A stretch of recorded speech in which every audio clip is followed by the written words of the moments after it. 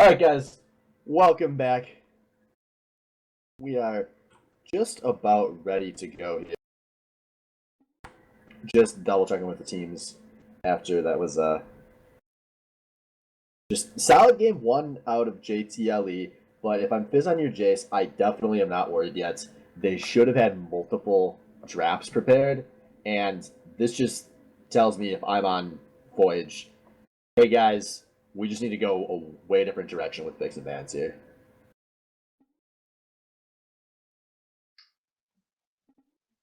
I mean, more bans on the Mad Cow is where I would start. Yeah, Don't go for the Evelyn. Go for something that's not quite as one-dimensional. You know, we saw the Evelyn. You're on such a short timer to kind of win the game when you pick Eve. And Master Splinter wasn't able to do that. And that's fine, because you know Master Splinter can go other directions. Yeah, I think it might have to come down to Sword and Maze and what he feels comfortable playing, because obviously if JTLE, they keep the same bans, which I think they're pretty opted to do so, you're relegated to Poppy, right? Your Swain and Kennen are banned. Poppy doesn't do well into Mord, we just saw that. Poppy doesn't do well into Darius, right? I mean... No. Poppy's not going to do well into any of those picks. The question is... So it's the onus is on Sword and Maze to break out a pick right now that can actually compete with those guys. I don't know what it is. I hopefully he has some other things worked out. Okay, they went for the Janna. We mentioned that earlier, but that means that they're leaving the Mordekaiser up again. Why did they ban Janna? Oh my god. I'm honestly more confused about the Olaf. I just can't imagine anything you would see in Ghost's match history that screams to me, we cannot let him play the Berserker. Yeah. Olaf, man, you just kite him out. I mean, I think it's an alright ban overall, but not in this context. After seeing Game 1, I don't think you can afford an Olaf ban anymore. Game 1 ban, sure. I think that's alright. But wow, okay, so Synapse going up to the Sona. Is this the second champion we've seen of him this season? Yeah, so I guess there's some questions here to be answered.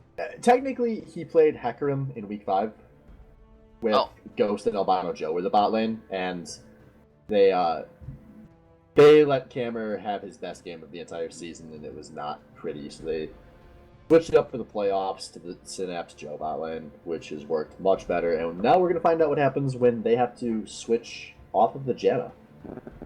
Because as we said in the draft last game, Janna was not an enabler for that comp. That was just I like to play Janna. I think I can make more plays on this than any other character, so let's do it.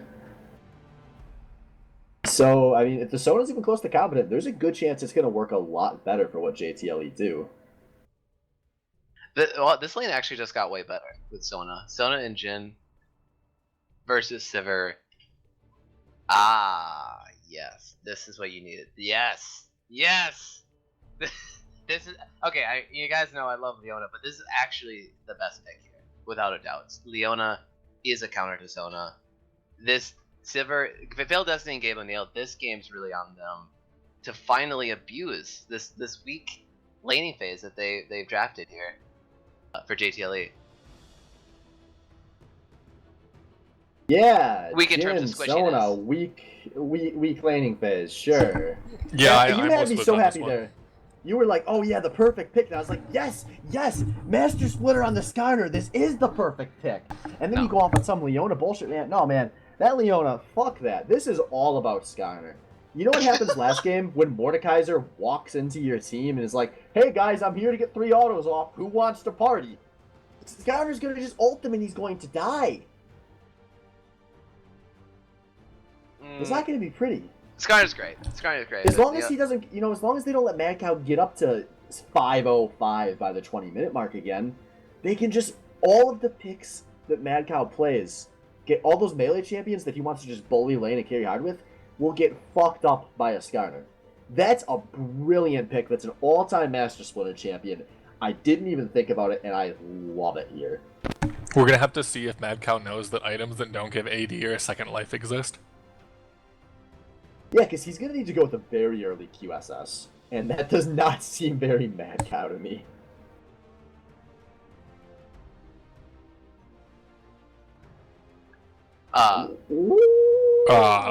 Yeah. That's blind pick Galio top? Yeah. I'm excited. I'm excited. When's the last time you saw Galio? Ooh, I remember. I played him in solo queue once with John and I think Matt and Thor were there too. And it was my first time playing Galio ever, and I didn't know how half his abilities worked, and it did not go well. I'm assuming Sword and Mace has a little more experience than that, though. Sure.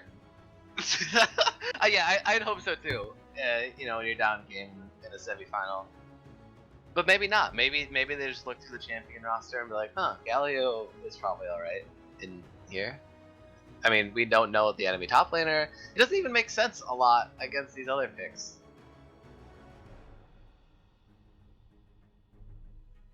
Yeah, he's got a handful of Galio picks in his match history. This is just another one of those, if Mad Cow wants to run through us, we're going to make his life hell picks. Wait, so Galio gains health off of bleed then if he uses the shield, right? Like, that's the thing that happens? Yes. Well, I mean, I don't know. It'll be a net gain of health, but it'll keep you probably at the same health. You might have to level it up a few times. Oh, actually, I don't know if that even scales the amount of health it gains back. But yeah, you're right in the sense that that's the mechanic of the shield. For damage you take, you heal, or something like that.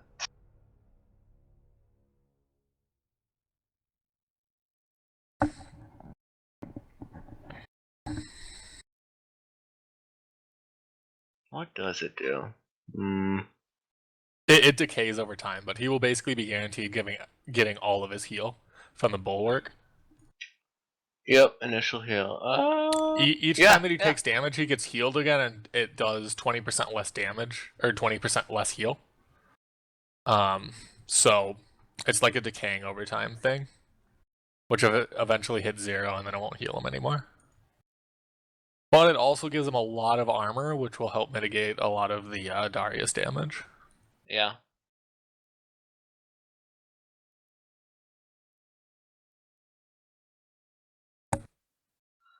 Yeah, so I mean, Fitz and Jace, they were the higher seed in this match. They had side choice game 1. They picked blue side, obviously, because they had that Cinder first pick priority.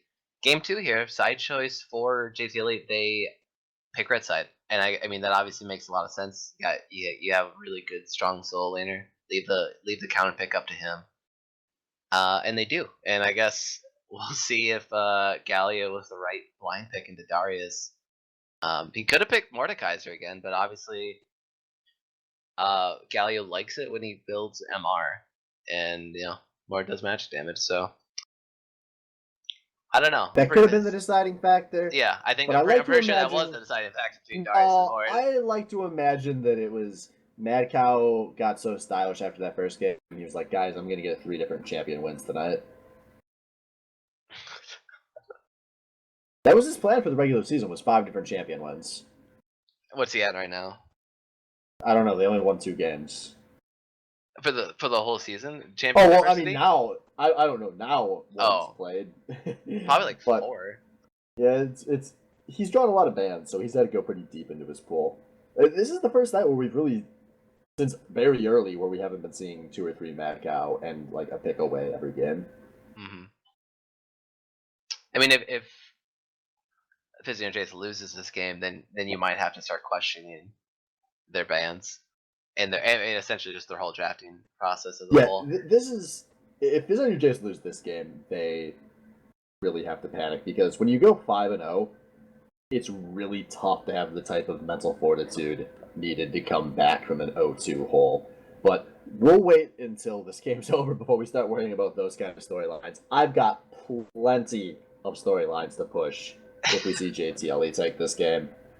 Because I feel like we haven't really talked about JTLE's comp at all. It's Comfort Champs. It is Comfort Champs. It's a good comp in the SBL. Yeah, and it's exactly because it has tools to engage. It has relative, probably not. Yeah, these solo lanes are actually really strong, right? Like Malzahar, Darius, really strong in their own right as laners. And you also have Zac to help supplement that with early ganks. But you gotta also wonder. So last game we were skeptical of JTL's team comp, especially if they didn't get rolling or snowballing, because FizzNJ New Jays had this really nice late game scaling team fight composition. Well, what happens when this game, for example, just goes even, and we hit that 20-minute mark, and FizzNJ New Jays is actually in a position to make proactive plays with Silveralt. It's a totally different game, I think. And Darius has less survivability than Mordekaiser, from what I've seen so far of the two champions. Because Mordekaiser with the shield mechanic and all. It depends on how many people he can hit with his Q. Oh, with the self healer, yeah. You can heal up to 32% with that. Yeah, you're right. Is it 30? Maybe it was changed. No, was it 36? I think it's 12 per person you hit. Wow.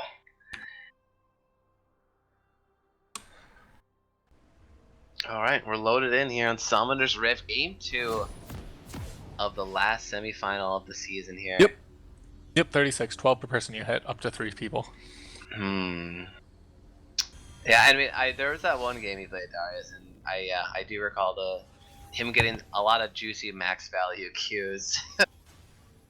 And another thing that's worth noting is that Darius doesn't need the ramp up that Mordekaiser does to get his burst off. You know, Mordekaiser really has to hit those 3 autos until he gets retardedly big. Darius can just kind of walk into your team and burst. Yeah. Okay, so yeah, we got Skarner on the map here. It looks like gonna be a small contest here for the one at Dragon. Albino Joe out by himself here in this river. Gets spotted out. But, you know, JTLE, they early warded this. They can see this coming. They decide to move in. Sal brings up a good point in Twitch chat. Vigar, Evolite, like this is, it's been up both games, and If they it's lose been this so game, it's been so feared. You know, when does that pick come out? Yeah, if they lose this game, he definitely pulls it out as a comfort champ. Basically saying like, I'm gonna be on this champion, and we're going out on my best champ. Yeah. I mean, I hope that's the case, but I watched Forgiven play 3 games of Sivir at Worlds, man. I don't have faith in drafts anymore. League of Blind Pick would be a better game.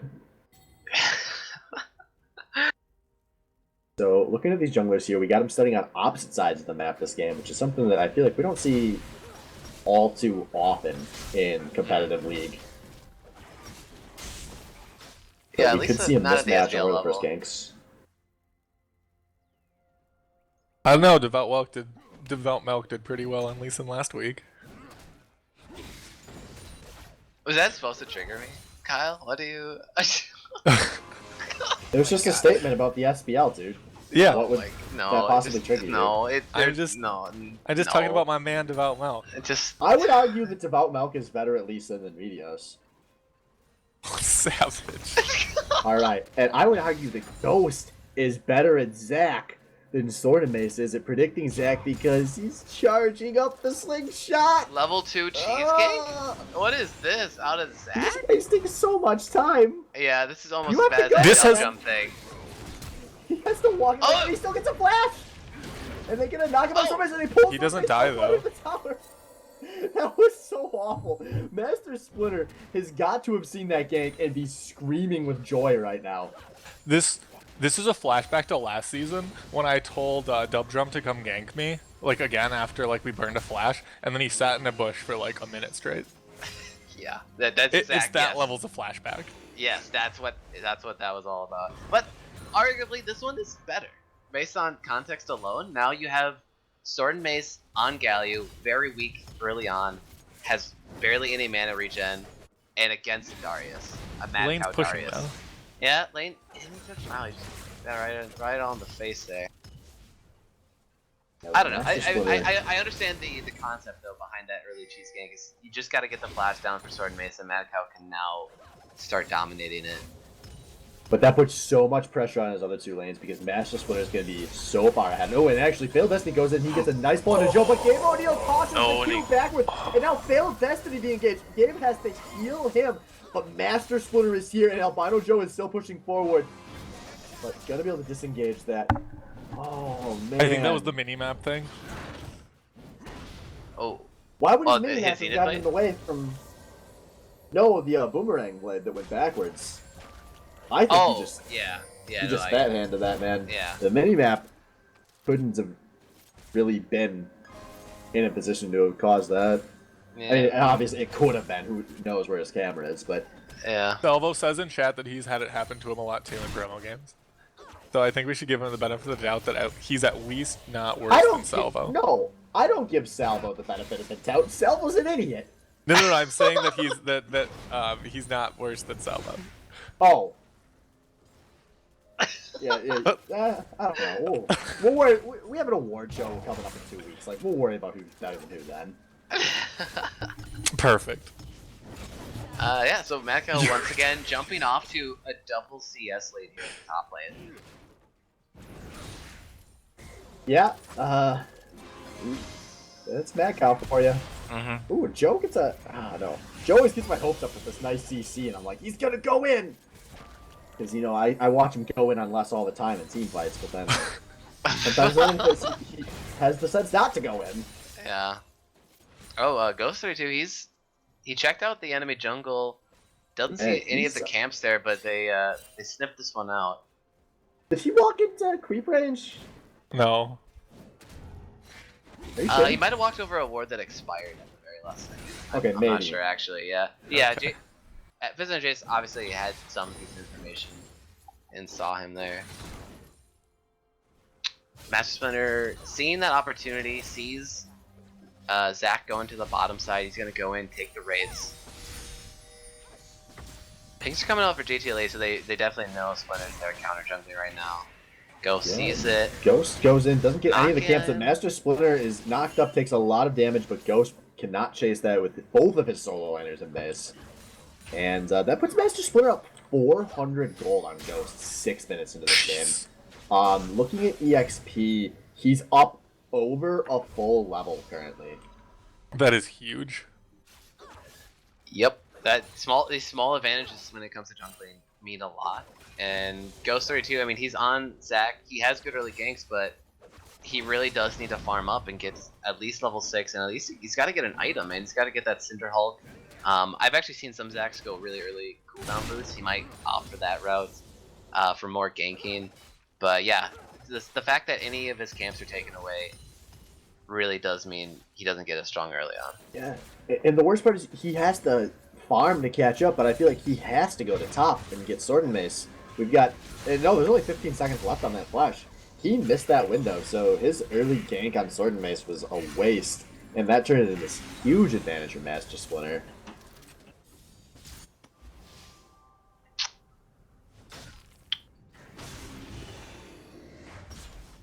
But even with a huge advantage on Master Splinter, Mad Cow also getting a nice advantage, just keeping these teams relatively even. Mad Cow up about 450 gold currently, just off of his straight 1v1 ability.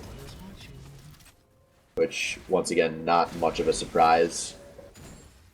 Yep, and Sword Mace comes back to land with no combat stats, but that tier should help him just farm with his Q. Play safe, just try to stem the bleeding a little bit. Yep, still has that teleport too. If it ever came down to some bot lane scuffle where he needed to answer TP. Ooh, he's gonna get hit up here by Mad Cow. He's gonna take a lot of damage. There's a nice pull. The bleeds are gonna be taken. Oh! That was a good end on that trade out of Sword and Mace, actually, to kind of equalize things a bit.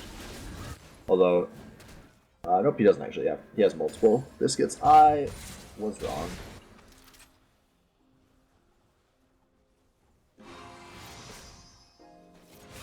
Now, Master Splinter lurking in the wings in the spot lane. Hoping for Synapse and Joe to make a mistake. Yeah. In lane gank here. No pings from JTLE, so I don't know if they actually know he's here. And yeah, Master Splinter, he has the ult available. There's a flash out of Destiny. He gets the stun on his Synapse, who is now being pulled real far away from his tower. Not going to have it out for this one. And a first blood on Gabe O'Neal. And looks like they're going to rotate straight to Dragon.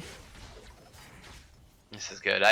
Maybe that was probably one of the big things they talked about in the post game. What do we need to fix? We can't give up 5 dragons in the game, and so a little bot lane priority for Splinter here. Picks up the early drag for his team. And it gives them Ocean the Drake, laning which phase actually dragon. helps this team a lot. Oh, but here comes Ghost in this top lane. Sword Mace flashes away from the landing. If this was the World Championship, Sword Mace wouldn't have flashed there. And he probably would have died. It's so nice to see somebody actually respect a fucking gank or CC or knockups. This is how low you have to go before people actually don't think they can just outplay out of everything at the last second. Just, nope, here comes the gank, I'm flashing out. See you next time, mate.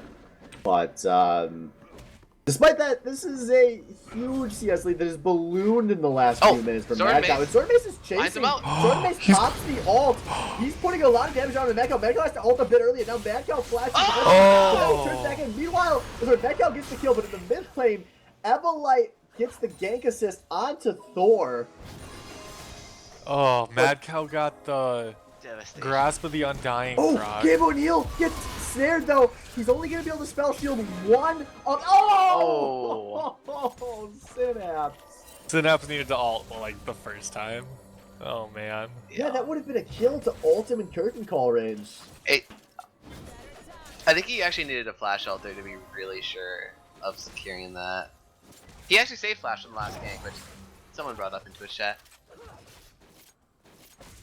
Alright, but that top lane though, that balloons. I looked and he was up like 15 CS, and then I looked again and he was up 40. Mad Cow now up 50 CS and a kill at the 10-minute mark.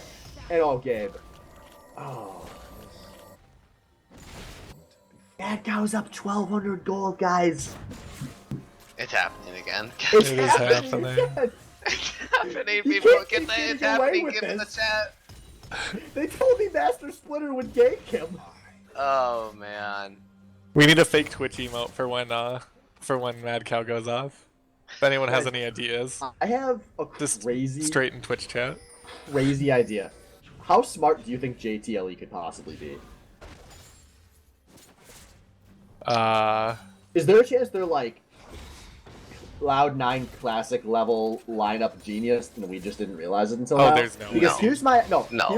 I have some They insight. knew that gank out of Ghost was gonna be a waste, but they knew that Master Splitter would see it and be able to realize, hey, I can go take a bunch of things in the other side, in the weak side of the jungle, and get really far ahead of you in this 1v1 matchup and snowball that way. But Ghost wanted Master Splinter to do that because then he wouldn't be ganking top. He would be focused on farming the jungle and not ganking Mad Cow. And this is the end result. And look at that. Now they're they're tilted. They're not tilted. They get the game out of a final jump. Master Splinter making him feel the sting. And Master Splinter is on the board. What? Abano didn't even get hit by that. Like, he got slowed, but he like stepped back. He clicked a little too far. Oh my god. That was a horrible catch there. And Evolite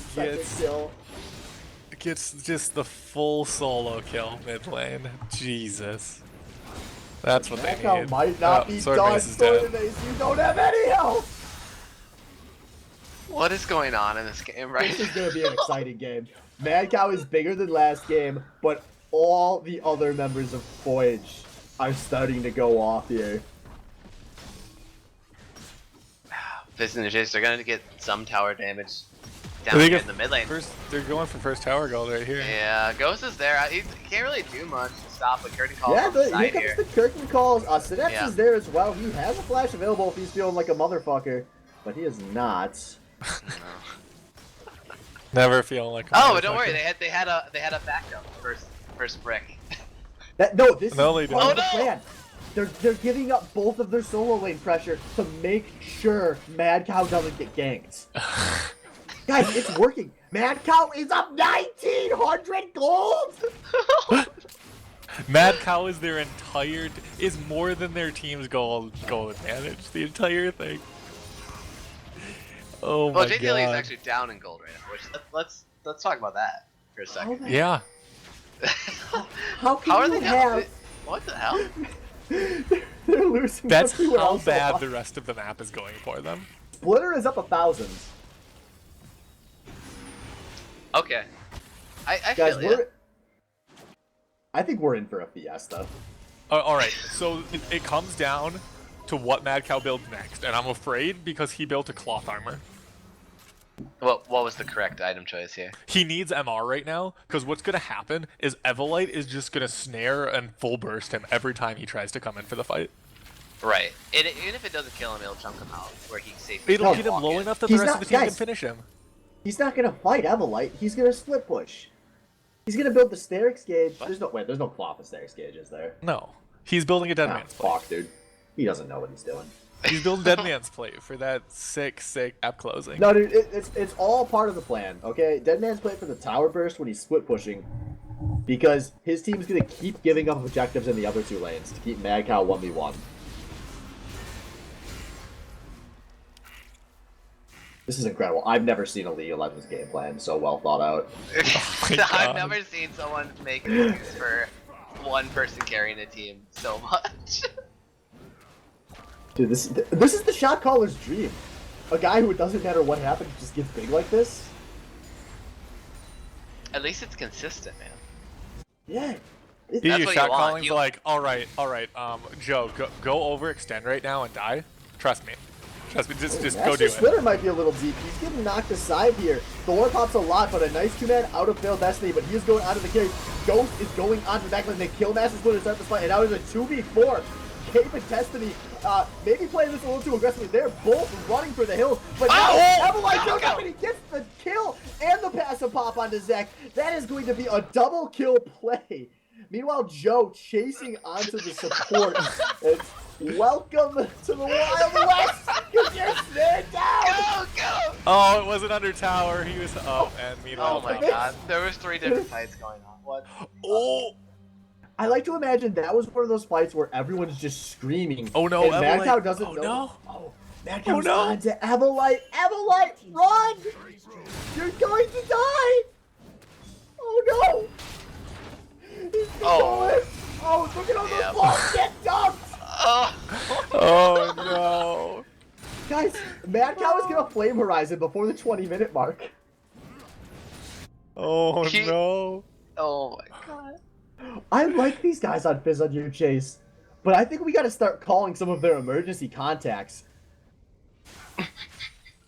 Phone a friend. They need to phone a friend on the Hey, The Superstar draft. Jungler Medios, can you come fill in? You know what I'm learning this game? It's that Sword Mace only knows how to play against bad or top laners.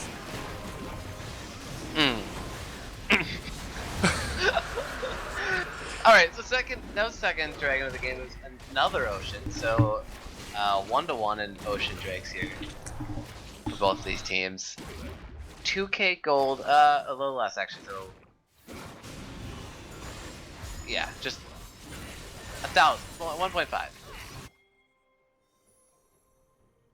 6 to 6 here. There's only one tower down here at 17 minutes. There was a lot more towers dead in the Yes. previous game. A lot of snowballing out of JTLE on early team fights.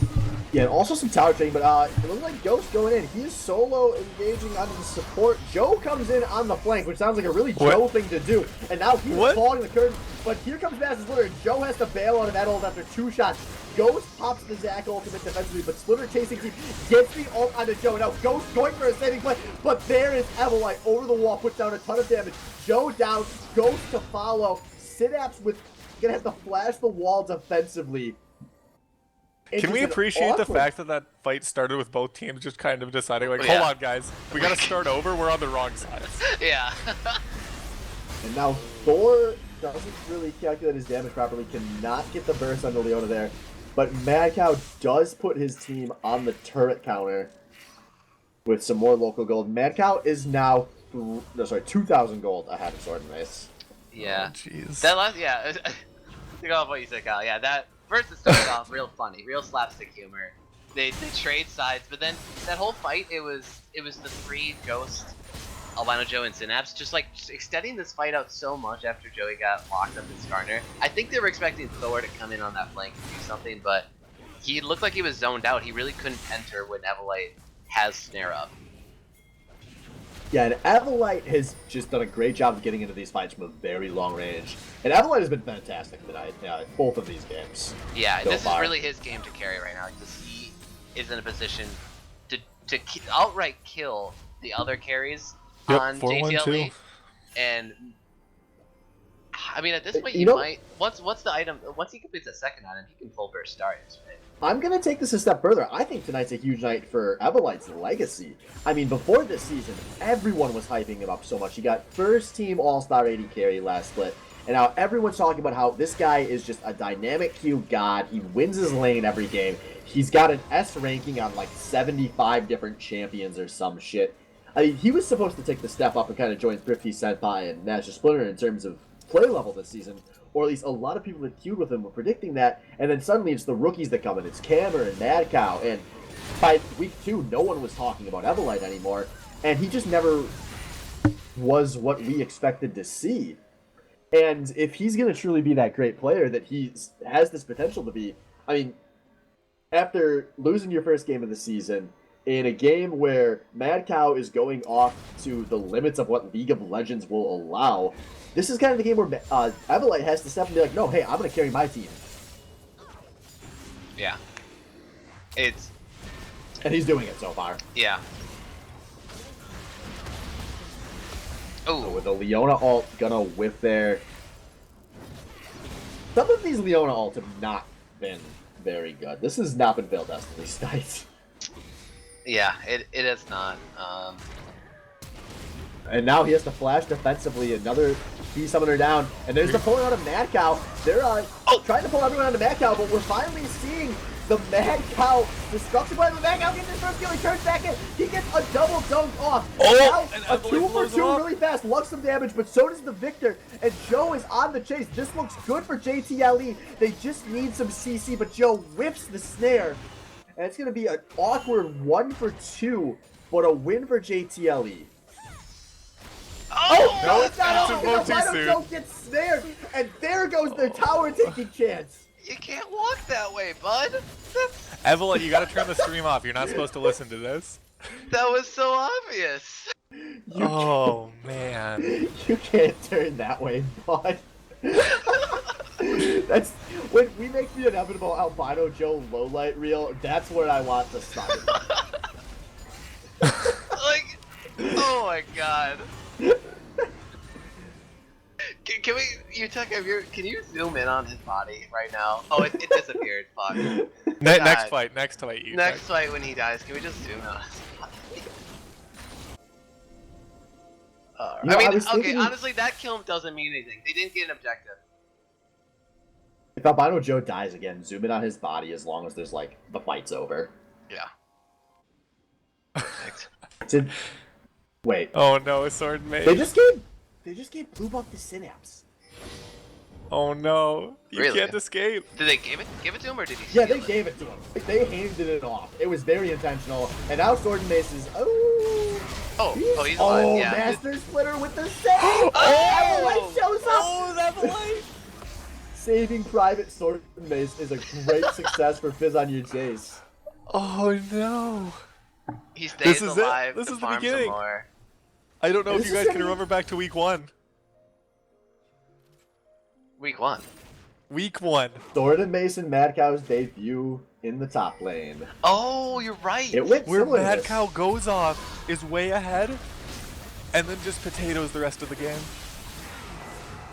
And speaking of potatoing, the rest of JTLE is definitely the potato farm. They're right going now. for Baron. And this is Oh yeah. The opportunity. Mad Cow is up right now. Teleport's up though. Are there There's more? still He can teleport you. 25 Yeah, there's one. seconds There's on one in the Thor. back. Yeah, there's here a comes the very TP. I deep don't know if they see teleport. it. That was the one I was Albino thinking Joe of. with a. And yeah, Ghost. No, you didn't need to fight that Ghost. What are you doing? Mad Cow with free access to the backline, but even he can't turn this fight around. Yeah, it's being Can tied. No, he got Gets snared. by Now he just gets Evolite, collapsed gets on. stunned, but he gets the kill on Discard, but it's only the one. But that might have stopped the Baron. It's a double kill for Gabe O'Neal, and they're trying to chase onto Albino Joe here. They are close on the cooldowns, and there it is. The dash out of failed as the Gabe O'Neal with his third kill of the fight. Oh, And a snare nearly kills Synapse as well. But A they 2 for do 3. end up stopping the Baron attempt, which Yes. is a win, all in all a win. 2 for 3, and stopping Baron is worth it. Unfortunately, they're gonna give up.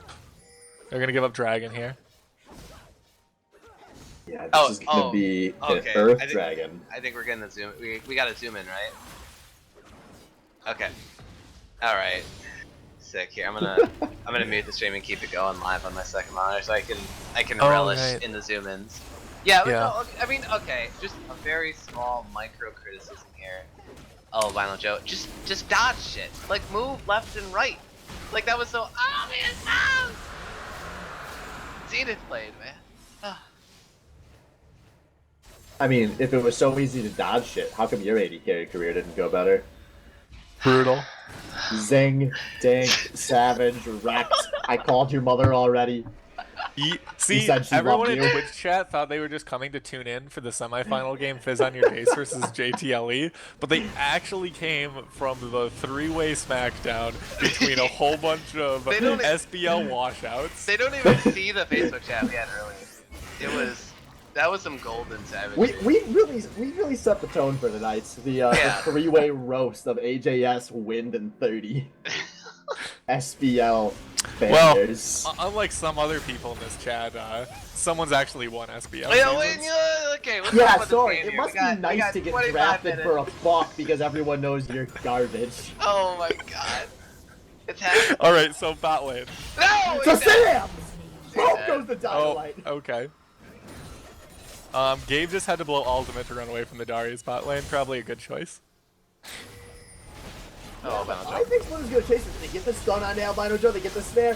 They do feel this thing. Master Splinter with his 5th kill of the game.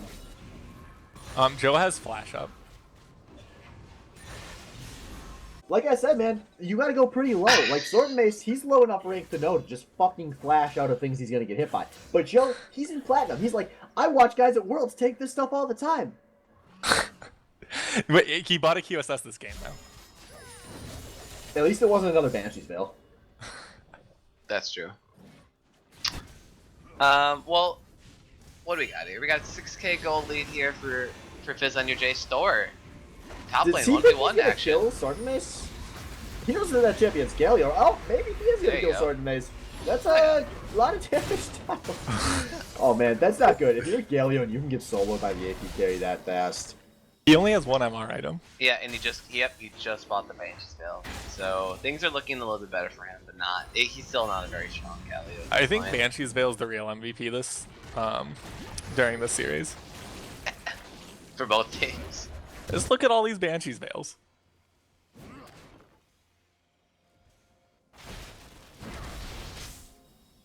There's two?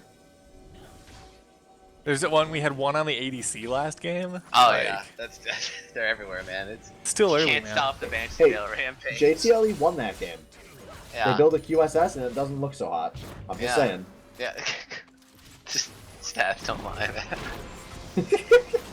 God damn it. So Alright, let's what get into does it. what does So, JTLE need to do here to get back in this game? I would start by dropping some goddamn wards. Not going in on that ghost. I don't know what he's thinking. He's feeling this thing. Everlight helps him out by whipping the snare, but that just delays the inevitable. But JTLE set up like a lot of plays. Now Phil Messi goes and he gets a huge 4-man ult to buy some time. Ghost goes down. But Gabe O'Neal maybe get Gabe O'Neal gets ult. Oh! And now they're trying to go, no one blocks the gun! Oh! Everlight over the wall. Solo. Viking kills everybody. But it's a double kill for Albino Joe. What is going on? Oh, with Now, the chase is still on. JTLE is on the chase. This is a Zenith needs to be fucking- careful. He's one ability away from dying. This is a clown fiesta. Yeah, it is. There are more kills than minutes. That's when you know the universal mark of a clown Yeah, fiesta. yeah. Can we get some SBL clown fiestas or Holy crap. SBL clowns in the chat, please? We could not ask. We could not have asked for a better semifinal right here. Yeah, this is fun. I'm having a blast. JTLE brings this to every game they play. No matter what place they finish this season, I will always respect them for having made my life as a caster so fucking fun. Wait, is this Because- like the wildcard strategy that they're bringing to the table? Like if we don't know what we're doing, how is our opponent going to? Guys, it was all part of the plan. They've had let a lot of people feed, but it has drawn attention away from Mad Cow. They faulted a little bit by bringing Mad Cow to the team and not having everyone else die. but I think they just realized, stop. Like, Synapse, go face check the book so Mad Cow can TP in the bot lane, okay? Actually, West could be into dangerous territory here. It's okay. Just kidding. Evelite has Evelite's got his back. And this is now a 3v4 in favor of... Yeah, but Mad Cow isn't there. Mad Cow's not in the fight. But he is way too deep. I don't know if that matters. Mad Cow is now there. And they're going to get the laser on the Thor, but that's not going to be a kill. Albino Joe calling the curtain just for the slow. And here comes Mad Cow going in 1v4, but he gets there. Oh my god, the last curtain call. Almost takes out Gabe. Oh! This should turn into a mid lane push. The tower's incredibly low. They might even be able to threaten 2 here. No, they'll wait. No, blue buff locks full health. 8-1-8. Yeah, I stand so close. Somebody just... Not today. Man, Evelite. Well, actually, Gabe O'Neill. Look, so last game, I thought he's been playing Sivir really well, both of these games, and I think this game they just lucked out a little bit more, and he made it through laning phase safely without too much of a scuffle, and 5-1 and 10, he has the items to do probably the most damage in this game in the shortest amount of time. Oh. That was close. Oh, here we go. The ult on the Mad Cow. Here we go. The all-in onto Mad Cow works. Evelite with his 9th kill of the match. And they're looking for Jin, but not going to get him. I'm just waiting for... Oh, Sword Mace's flash is down, so we can't have the Galio flash ult. No, but this will turn into an easy dragon for FOYJ. Gonna, unfortunately for them, only be a water drake. Not super valuable at this point in the game. But this is their second one, though, right? Yeah. Yeah, no, but that helps them poke for a long time. Yeah, exactly. Galio, Sivir, Lux, they all love this right now. They can just stay in the lane. That's true. And they can just poke the shit out of anyone. And if the tower gets low enough, they can just start the fight with Solar Flare into a Flash Galio ult, which I really hope we see. I really hope we see that Flash Galio ult come out. So to everyone watching, it might seem like they burn a lot of ultimates just to kill Mad Cow, but you have to keep in mind, Mad Cow is most of JTLE's gold, so despite the fact that they're up 5k right now, like when they kill Mad Cow, that extends like another 2 or 3k gold lead. Right. As evident tower dive coming. Mad Cow teleports in, but Synapse gets he flashes, but still dies to Evelite. The tower goes down, and now here comes Sivir, and JTLE is a long way from safety right now. Albino Joe getting wrecked by Evelite on the side of his fight, but Ghost is also going to go down here. Destiny goes down, and now Thor gets caught underneath this tower. Mad Cow 1v5 here is not going to be able to hold this one. They might. Are they looking for it? Yeah, they're might going be looking for it. Yeah, I think. Yeah. Splinter's definitely calling this. His ult's up again, so they're going to be able to just burst him.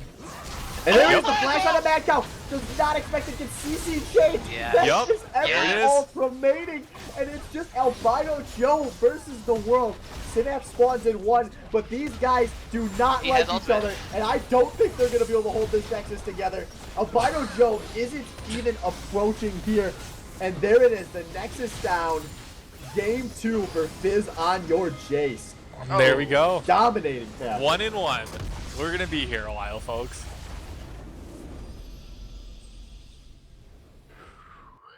Whew. What a game right there. Evelite finishing off 11, 1, and 10. Both of their carries having a total of 18, 2, and 22.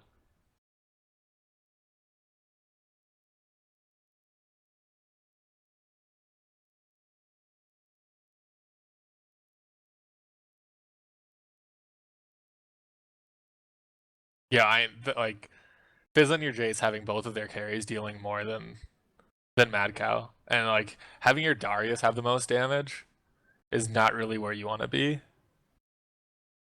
Mm-hmm. Like they were relying on the Darius for the carry, and the second Fizz on your Jace figured out that they just need to save the Skarner ult for the Darius every time he's close, and then just chain CC until he dies. Like, burn the Lux ult, just who cares, just kill the Mad Cow, and we win. And that's basically their strategy. It worked, and they won the game. So maybe it wasn't JTLE strategy, Swift. Maybe it was everyone else saying, all right, so I'm sorry, Sword Mace, but you're going to be left out to dry and get fucked over and over again up your ass, but just make sure you press R at 33 minutes into the game, and we'll figure it out. I mean, that's pretty much what their game plan has to be this series, right? Unless, I mean, Sword Mace pulls out some kind of counter to Mad Cow's champ pool, but I don't think that exists right now. It's really just pick a champ that can be low econ and farm. All right, we're gonna do our break real fast here, guys, before we break down this game too much, so we can get the next one on the road. So we'll be back in another minute or two.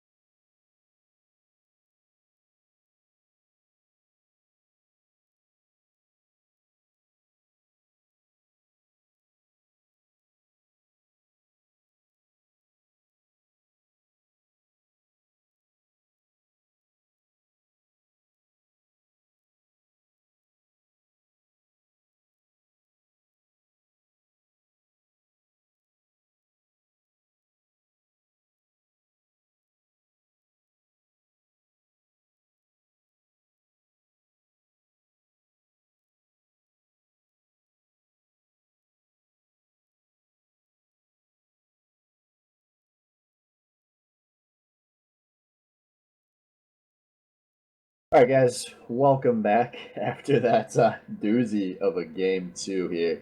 So tied up 1-1 here in our semifinals, not the grand finals, between Joey's top lane Emporium and Fizz on your Jace, who they have side selection in this game, and they are choosing the red side for this match. So priorities changing.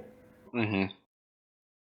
They don't want to get Mad Cow that, or give Mad Cow that counter pick once again, so he can, do his first 5 minutes, double your CS, next 5 minutes, triple your CS, and be up 3 kills type of thing Mad Cow's been doing the last 2 games.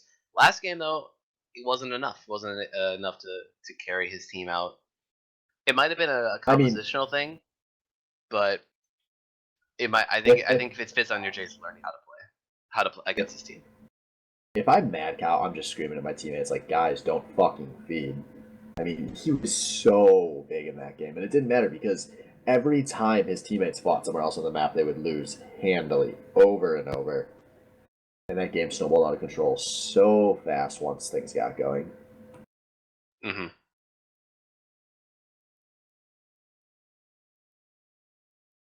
I mean, I think obviously like the last game, we're gonna see some bans change, but I think this game we're gonna see a lot of bans change. Cloud ban's probably still gonna stay the same. You'd have to imagine Lux ban would come through here because they do have counterpick actually. If for some reason they just started, actually they might leave counterpick to Evelite. I mean, he actually is in that position right now, so it's not so much the top lane matchups that they're concerned about because they're gonna leave Sword and Mace up on an island to kind of just die, hopefully not die too much, but Evelite, this is his game now, really, right? Like he has Lux is a super strong pick now, but he also has Vigar that hasn't been banned the first 2 games. Yes. He has counter pick. Yep. And I think that's what FOYJ are looking for this game. They want to know the matchup, they want to know the comps, but if it's there and they know that JTLE hasn't banned it yet, and they're now going to have new bans on their mind after dropping a game, this is the perfect situation to bust out the Vigar.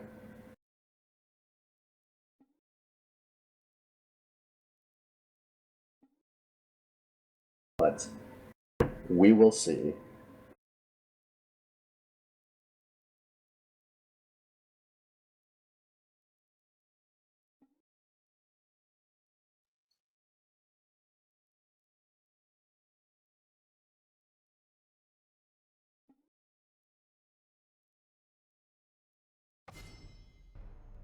All right, here we go. We are in.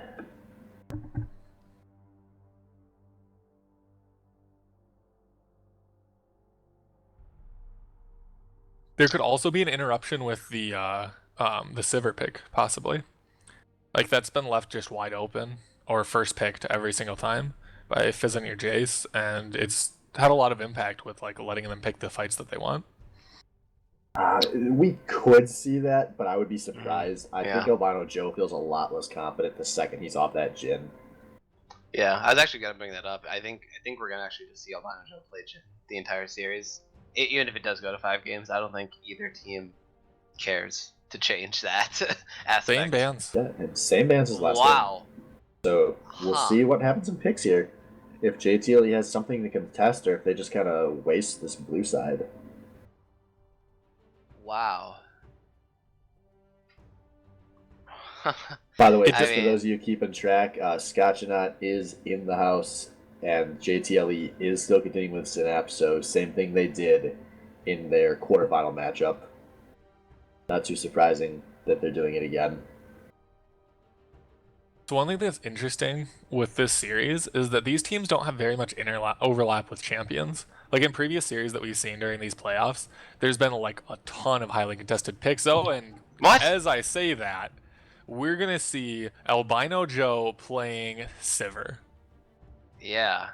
Wow. Okay. Everything we thought, at least what I thought, is totally wrong here. I didn't see a reason to change the Jhin pick, but Dude, maybe they're gonna get crazy and they're gonna try Ghost in the jungle again. But they had Ghost and AD carry again. Joe supports Synapse in the jungle. Maybe. Mate. Because Ghost was a pretty solid Sivir player, from what I recall. Yeah.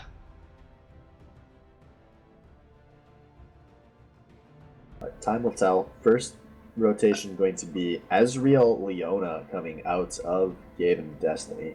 So looks like they liked the Leona pick out of Destiny again here. It's kind of interesting to pick into Sivir early on. How do you guys feel about that? Also picking it blind, not knowing the other support. To me, that just screams that they don't think Synapse can play anything that abuses Leona's weaknesses. Because if he goes to that Sona again, or if he plays a lot of like those mage supports that Leona can just fall in and kill, this could work. So maybe they're daring Synapse to play something he's not comfortable on. But Yeah. what if Albino Joe's the one playing support? Yeah, we will see. I mean, I'll do it. I'll blind pick Leona, but you didn't need to right now. I don't think. I don't think Leona was the contested pick among the supports here. And yeah, look, he gets a good matchup into Leona with the Thresh. Wait, so this seems like Albino Joe play, and Yeah, I'm pretty sure this is well, Synapse jungle. Does Synapse play Elise? Does anyone know what Synapse plays? Ghost plays a lot of Elise though, so yeah, I'm not actually quite sure. Synapse Yeah, plays we'll the have to Thresh. wait till I we don't see know all the a lot picks. about his stand pool, so. But yeah, anyway, Sivir Thresh though is a very good matchup into Ezreal Leona. Ezreal Leona actually, in my mind, doesn't have a lot of synergy when it comes to bot lane, but I think he's picking Leona for the initiation in the team fights, along with Skarner again. So that combo, whether last game whether it was Solar Flare or Skarner ult, either of those can start fights really easily. Once again, looking to take out Mad Cow as the big priority. Yeah, they look. Oh man, I got my hopes up for that Malphite, but gonna be the Galio. So 3 of the 4 same picks. 4 is on your Jace here.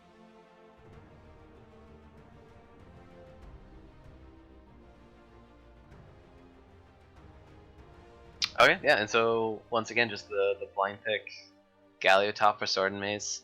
He's very cool playing that into Darius now that he knows how that's gonna go a little bit better, at least. He's gained the knowledge from last game, maybe pick up on some of his mistakes, and he obviously is a good pick into Mordekaiser. So yeah, I wonder if Mad Cow's gonna change it up or he's gonna go against that Darius.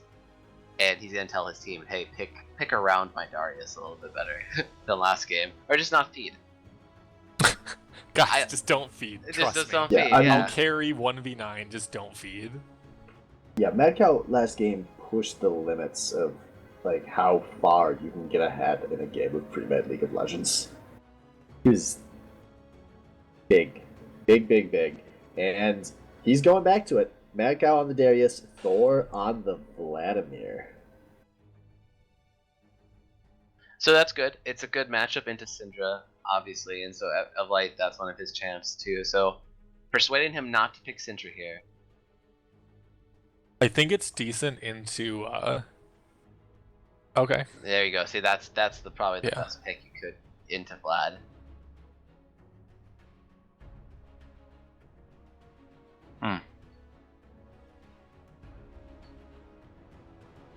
Also a very strong pick into Mad Cow. Yep, Yeah, that's true. Yeah. And why not? We saw last game that if you're Fizz on your Jace, you don't have to respect anybody on that team but Mad Cow right now. Yeah. Huh. Looks like it's gonna get locked in.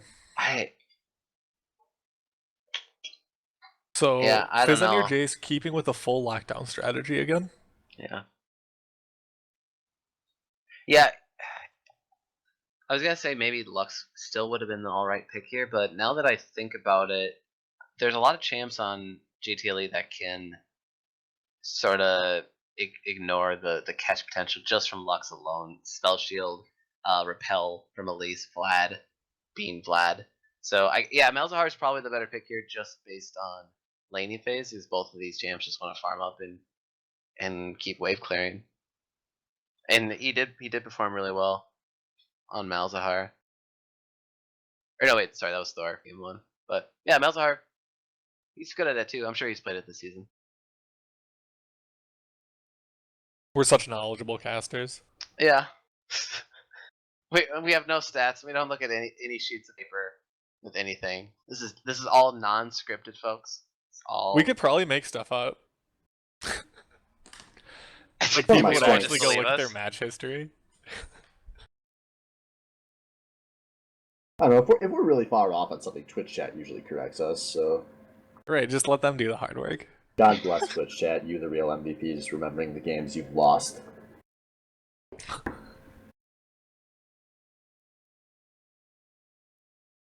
Right, so I think, and correct me if I'm wrong, I'm pretty sure that we know what JTLE's win con is this game, or basically their strategy going into this, which is just going to be get Mad Cow ahead and see what happens. We should see a lot of Elise ganks again. She is very, very strong early ganks, so we'll see if he can make impact with that. Um, versus, how do we think Fizz on your Jace is going to play out this game? Do you think it's going to be the same where they leave Sword and Mace out to dry? Or are they going to give him a little more support this time? I think they need to give him a little more support. You can't count on the other two lanes going as well as they did as early as they did. That's just too huge of a gamble to take in a pre-made game, in my opinion. By the way, we do have Synapse on supports, Thresh, Albino Joe on Sivir, Ghost on Elise, so no role change. Just something I wanted to follow up on that I had forgotten about until just now. Synapse does have a decent amount of Thresh games in his history. An outstanding 44% win rate. So about in line with my Irelia solo queue win rate. If we were to take nameplates out of the game, so these are just 10 players. You'd actually, as Skarner, I would want to be ganking top lane. Mid lane, little tough to gank the Vladimir when he has pull up and Ghost and Flash. Sure, you could probably get there and get some summoners down, but I don't think at the end of the day Vlad cares. In bottom lane, Thresh is incredibly effective if he can use his Lantern to keep Albino Joe out of danger. So honestly, if I was Master Splinter, maybe this is the game you actually just can top lane. And make sure Sword and Mace, one, doesn't get too far behind. And two, you might actually be able to kill Mad Cow if you chain the CC together. They have enough slows and stuns available early on to at least get the flash down and put him in a bad spot, maybe freeze the wave on their side type of scenario.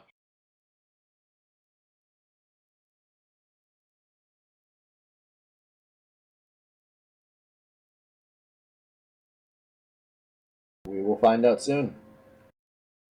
Yep, just about 20 seconds until we start loading into this game, so... now looking at about 15 seconds, and if we count it down here, it's going to be 10 in no time, and...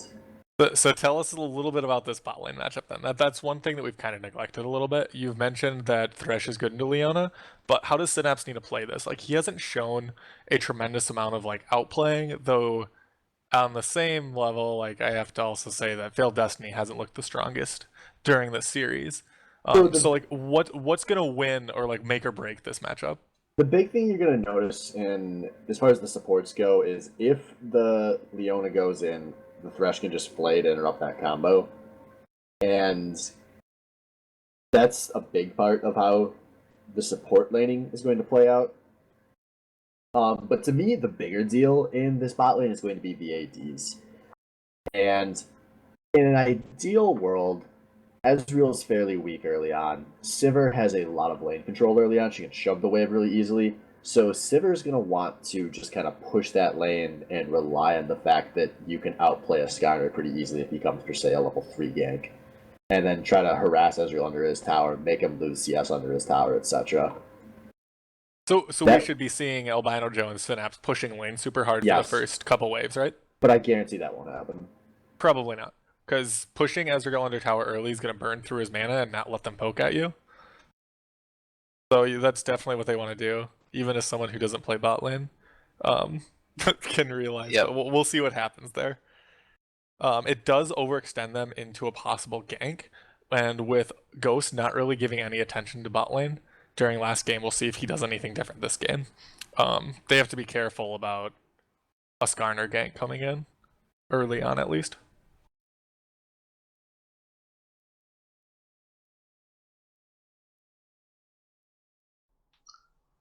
Yeah, it's pretty spot on analysis of how that bot lane should go, but I highly doubt, like you guys said, that it'll go that way. More interestingly enough, let's talk about the jungle matchup.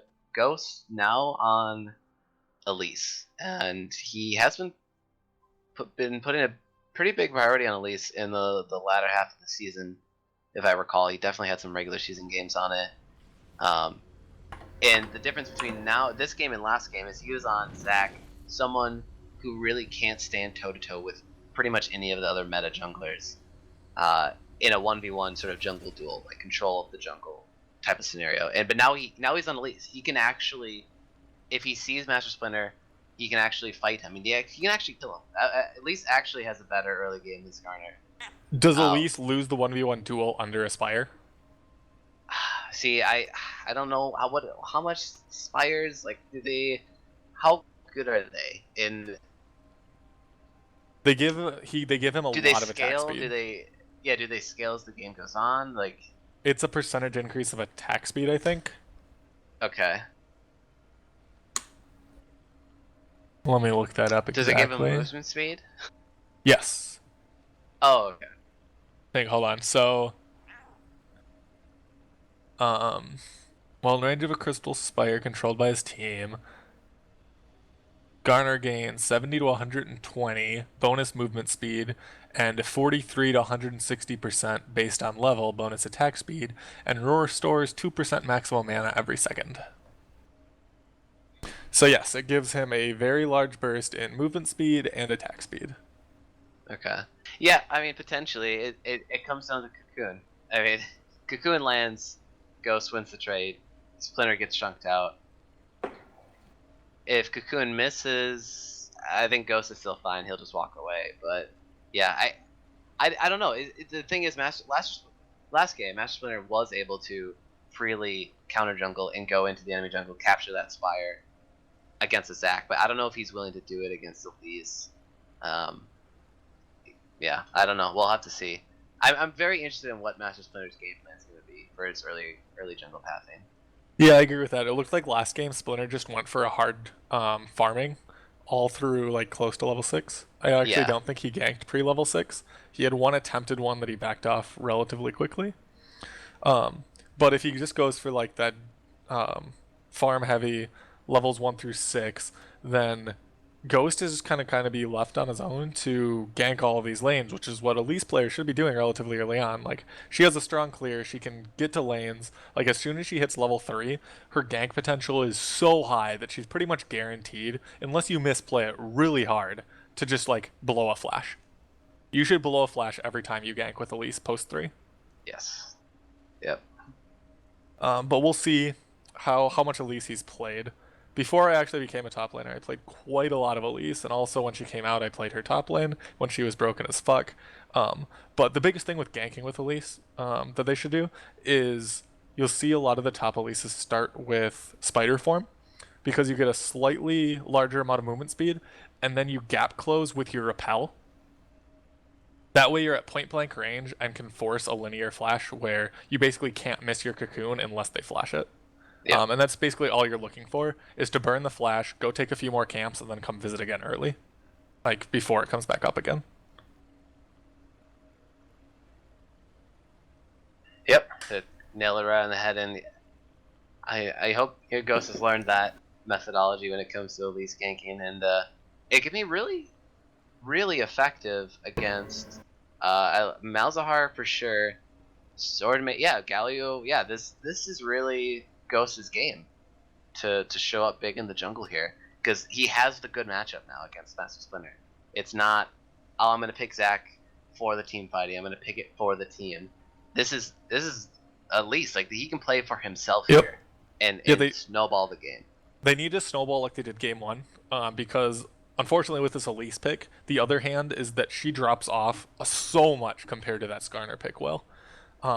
And Fizz and your Jace took a lot of scaling picks. Like we saw Sword and Ace take the tier last game. And Galio really needs a few items in order to shine and really be able to do anything. You have the Ezreal, who's also going to go tier and need like time to scale up until he becomes a late game monster. So like they're really looking to play for the late game, play safe lanes, and just try to farm it out. Whereas like Ghost being on this Elise pick really needs to make a large impact early on in order for his pick to actually be worth anything. Yeah. And Fizz and Jace, this is the third game in a row where they opt for scaling team fighting, essentially. This is their whole jam. And it's really kind of been their jam all season, but especially but it seems like especially tonight, I feel like they've already done the strat, but like when they looked at the series, when they looked at their opponent, they had the opportunity to maybe come up and devise a new game plan and strategy, but they said, you know what? Actually, team fighting against JTLE is still the way to go, right? We just make sure Mad Cow doesn't get too out of hand, and we believe in our teamwork and our macro game to beat JTLE more times than not post 20 minutes. I think that's a solid plan as long as you can execute on the don't let Mad Cow become too big of an issue. But so far in this series, they haven't. And I think they kind of won last game out of their normal comfort win zone where they got ahead in the other 4 positions.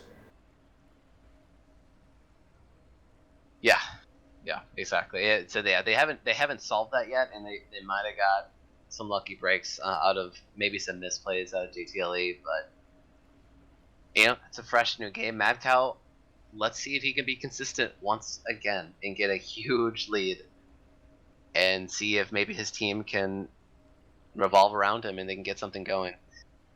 This team is really snowballing. Like, they have so much pick potential, it's absurd. And especially with the Sivir. They didn't even need Sivir. Jhin arguably might have been a better pick for this composition. But obviously they wanted to take it away from Fizz and Jace. They didn't like how Fizz and Jace kept picking these late game scaling teamfight comps, and Sivir is an integral part of that, so they just took that away. And they have the pick comp still. I'm really interested to see how Joe plays this. We've already seen him be a little like overly aggressive and on the front line with Jhin. And correct me if I'm wrong, I think Sivir has a shorter attack range than Jhin does. Shorter? Probably. Yeah. I mean, he has a further fight range. With just like throwing out the Q. Yeah, I mean, literally, he's like one of the... He's a utility ADC at the end of the day. Oh, Jhin. The different ranges he can fight from are ridiculous. Curtain Call, W, everything. It's just... He can stay really far back and still be effective. Where Sivir can't necessarily. So maybe that'll be better for him, that like he's gonna be actually the correct positioning, or possibly he'd overextend more than he should be. That's true, yeah.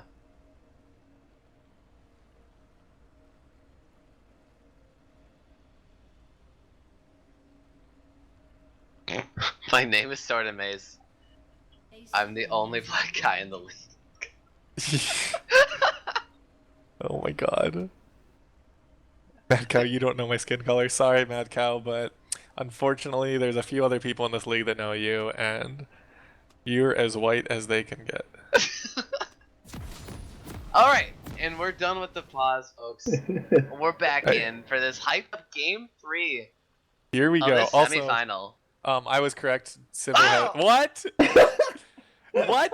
Alright, well, perfect. Sivir has 50 less attack range than Jhin. Sivir's at 500, okay. Jin's at 550. Okay. Yeah, so everything about Jin's playstyle and kit allows him to stay further back and still be effective, but like you said, we've seen Albino Joe be a little boneheaded in his positioning in the last 2 games on Jhin. So maybe this is what he needed. Maybe just to be thrown into the mix, smash all of his buttons, man. As long as you get the Sivir ult down and you throw out a Q and a W, maybe throw out a spell shield, I think that's going to still be more effective than him as Jhin getting off 2 shots and then dying. What are we waiting? Alright guys, we did it. Albino Joe trying to reconnect. Oh, okay. 9 minutes of pause time, but I think the game is finally beginning. Nice.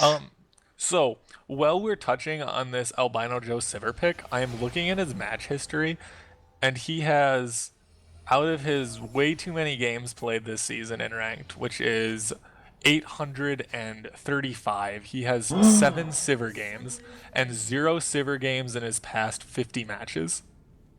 Wait, can you repeat that first line? How many ranked games does he play?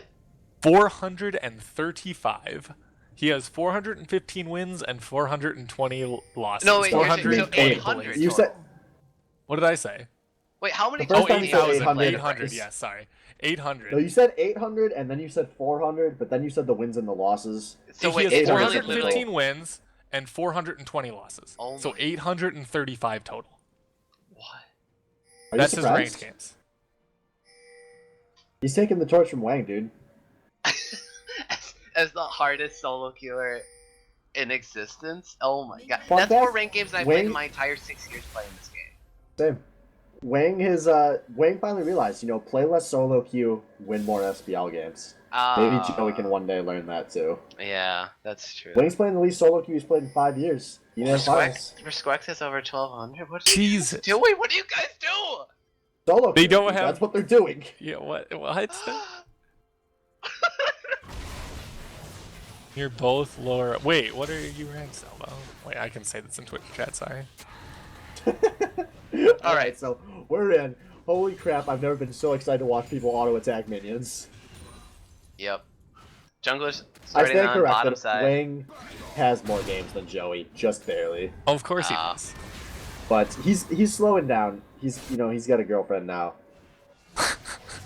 Spends every waking moment. Actually, probably solo queuing in her house, so maybe he won't slow down. God bless Wang. SBL hero. Snap's taking a lot of early damage here. I mean, he wants to stay in this wave. He wanted to get those procs off on the relic shield. Both bottom lanes fighting for level 2. Twitch chat. While we have a second here, I need to throw an idea by you guys before any trading maybe happens. If JTLE closed this series out, I want to do one of those like player experience streams like they did at Worlds, where we just spend an entire game with the camera focused on Albino Joe. What do you guys think of that? I agree. Would that be fun? Yes. All right. I agree. Let's do it. So there's your incentive if Albino Joe makes finals. Who do we pick if he doesn't? Do you think if we can, honestly, for how much money do you think LS would come in and coach him during the SBL match? Coach him or just cast? Oh, but Phil, that's no, coach him. him. Level 2 fight begins. Synapse can hit up pretty hard here. Hook comes in on the field. Destiny on the backside. Gabe O'Neal arcade shifts in. He's just trying to lay down as much damage as he can. Summoner heal will be enough to save Phil Destiny this time. Oh, wait, but Gabe still has flash. And he goes down the play back. Exhaust comes through out of Synapse on the Gabe O'Neal. He thinks he comes to auto attack damage and minion damage. Arcane shifts the hook though, but Boomerang blade on the backside. Phil Destiny help out to Oh, first blood. Wait. What was that fight?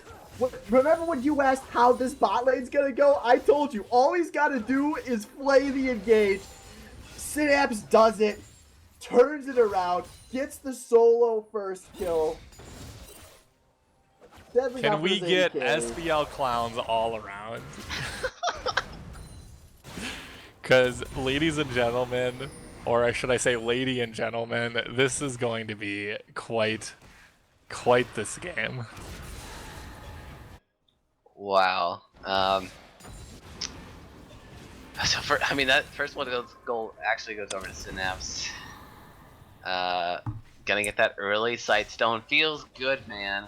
Master Splinter, come get it. You're gonna be spotted out.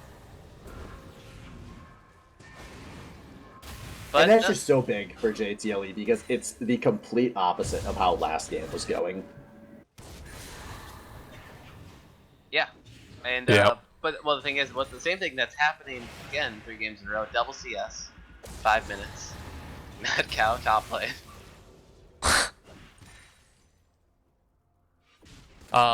One thing to keep in mind though is that Evolite's actually down CS right now in the mid lane. He's down about a full wave. Yeah. Interesting. I don't know, mid lane, man. It's a bullshit. Malzahar does have mana issues early on against Vladimir, who can just free push with his what was that, W all day. Mm-hmm. Oh, Ghostface visit here. Oh, there's a lot of summoners down. This lane is pushing. Oh, he goes in Cocoon. He's way far deep away from his ADC. And he has no flash. This will be the end of Failed Destiny today. Albino Joe getting rewarded that kill. Free Joey. Failed Destiny playing once again a little too aggressive. Didn't know where the jungler was on the map. Oh, Vladol comes through. God, this is so much pressure across the board. Yeah. For JTLE. This is so much better than I've seen. It's 48 to 12! I don't know how that's possible. The lane should be pushing in on you. You can force them to use Qs on the minions to trade with you. I'm not talking about the Galio either. Maybe this pause. Mad Cow just went and spent a few minutes in the hyperbolic time chamber. He got like 3 months of practice in. Maybe he just had all this pent up like anger, and he just needed to like blow his load real quick, and then he could just go in the game with like a new clear mind. Yeah, Master Splinter hasn't really shown up in any lanes so far. Hard farming it out once again, playing the more control-oriented style. But however, this game, Ghost, he got off a successful game, got the assist under his belt, but more importantly, got another kill into that bottom lane. This Sivir Thresh lane is now in control of this whole bottom side of the map. They can start taking dragons pretty much at a whim whenever they want. Yeah, now that they're up in this lane, they need to start doing something aggressively with the creep wave. I mean, they're up against a Skarner. This is something I've criticized Albino Joe for in the past, so I'm going to see if he learned my lessons, but it's Skarner. You only have to ward in 2 spots to have every single possible entrance to your lane covered. You need to cover those 2 spots, and then you just need to push the hell out of the lane. You're Sivir, you're ahead, you have both Spell Shield and Flay to stop the Leona from making any kind of plays. Start working away at that tower and just create pressure. Yeah. So we'll see if they take that step, because you're only up against the tier of the guys, Ezreal. He cannot do anything to trade aggressively. Sure, he's going to be able to sustain. He's not going to go boom. But he's going to slowly lose CS. He's going to slowly lose health. And eventually you're going to be able to turn that into the next advantage.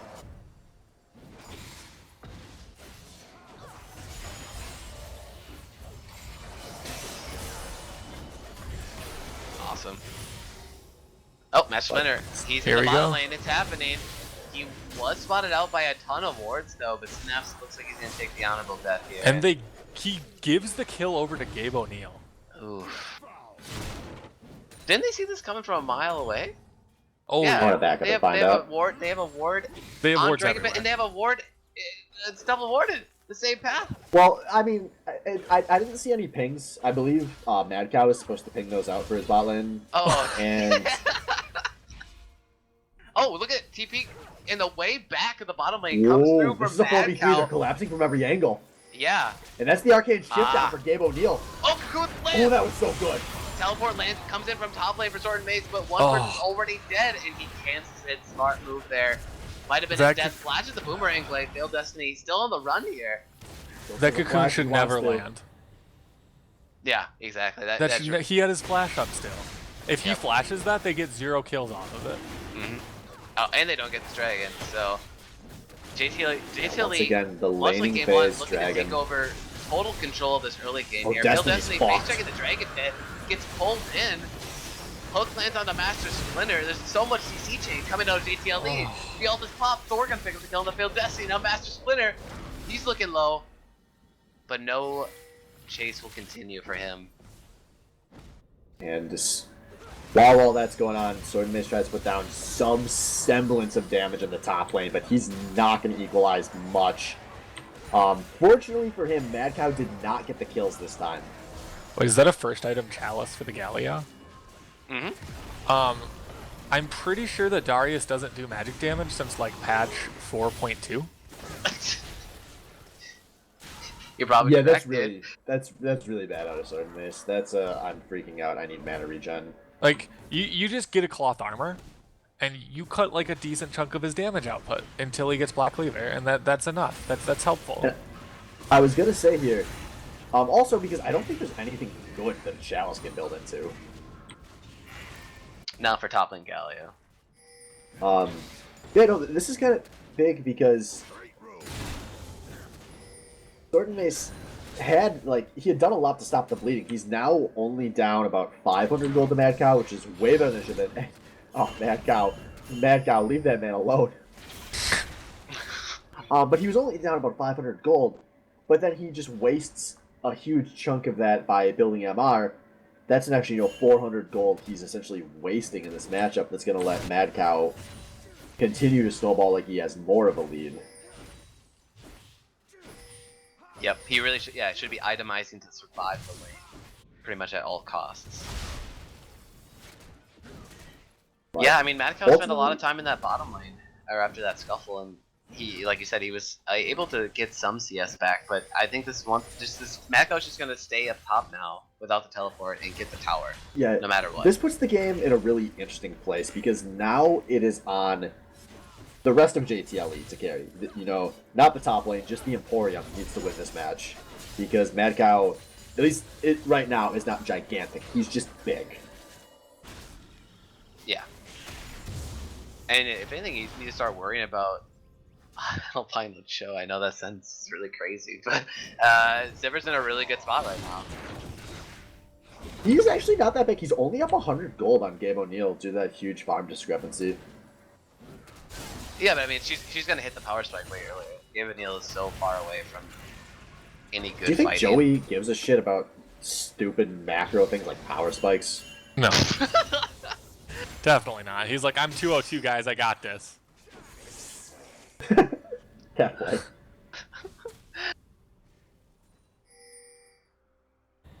Alright, so bottom lane for JTLE. Wait, pushing no, the let's lane. go back to top lane, guys. Yep, Sword he has a tier now. Mace. He's got a tier. On the bright side, he's never going to run out of mana. Yeah. On the downside, the second he gets... super off meta picks happen because I don't know how to properly criticize the build to the fullest. Ooh, he lands on a Mad Cow from Master Splinter. There it is. There's the Skarner. Oh no, they layered that so poorly. Wall, but it's not CC chained. And they Sword blow Mace their own with the flash respect on flash. it. Yeah. Oh no. Oh no, indeed. Once again, another 2v1 in 2v1 gank in the top lane goes awry. Goes on your Jace. And 2 mana items will do that. Like if you look at Mad Cow's health, like he finishes that like at a little under half. If they layer their CC better and Sword Mace has like some damage items or something that actually lets him do like hell, I think they only need one of those two and they would have got the kill there. Yeah, oh, CC no. chain might have helped. That's a kill. Doesn't have the mana to ult. Oh. No Doesn't have ult. mana. But Sword Mace, Oh. you can't go back in there. That's a Mad Cow. I mean that's some highlight reel shit right there. And Wow. so it begins. Mad Cow's like, oh shit, guys, I heard the cast say I only have like a 500 gold lead. I guess I better put my foot on the fucking gas. Yeah, wow. Yeah, I mean he was feeling really saucy with that. I mean that. What if Splinter was there? I mean, I guess he just knew gank just happened, right? So you don't assume Splinter's just gonna come back right away. But yeah, that's great. Some great playmaking out of Mad Cow. Oh man. Ghost sitting in this bottom lane bush once again. Hook lands on the Cocoon, nearly arcane shift from line. Cocoon lands on a bit, he's not gonna be enough barely to gets kill, away. but get some damage. Sivir ult was popped. Splinter's in that bot lane.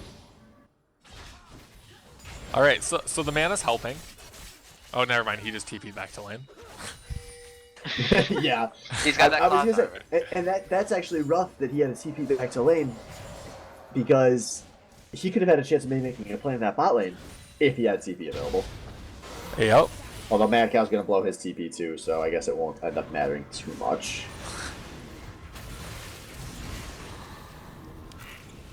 Maybe that's the problem. The picking the Mordekaiser forced him to think about Dragon, which was global map pressure. Yeah. Oh, fight breaks out. Master Splinter overstepping his bounds in the enemy jungle. Thor flashes after his ultimate, looking for the damage application, but Evelite turns around. Malzahar ult back onto the Vladimir. Damage comes through and Gets he finishes the him kill. off. But he will trade his life for it. Oh! What were Synapse? Stop autoing! You saw him flash! You can't go over a wall anymore! You know, this You're is fresh. he's not on John Artona, man. This is his game. Big boy Thresh, here we go. Oh, you goddamn bloody supports. I bet That's it. people for this shit, dude. Wait, guys, hold on. You take my kills, you take second place, you know? The We Team Flame need to motto. take a moment to appreciate Sword and Mace built his cloth armor. Alright. 15 and then some change in. Sword Wait. gets his first points of armor. Look at Mad Cow's build. Oh, Xena's lands though onto Ghost. Gabe O'Neill's there for the damage. The stun comes through, but Thirst Lantern is blocked. Good strategy there out of Fizz on your Jace. So they're gonna pick up the jungler kill with Dragon live. Spire is capped and Infernal Dragon is go. Mad Cow is going Triforce Darius. Ooh. That's really bad, right? Yes. That's super mad. You build super Black cow. Cleaver because your bleed ticks apply it to 5 procs almost immediately. He's gonna be going very fast. It just got really windy in here. This could be a lot of wind up in this top lane. That's my kind of lane.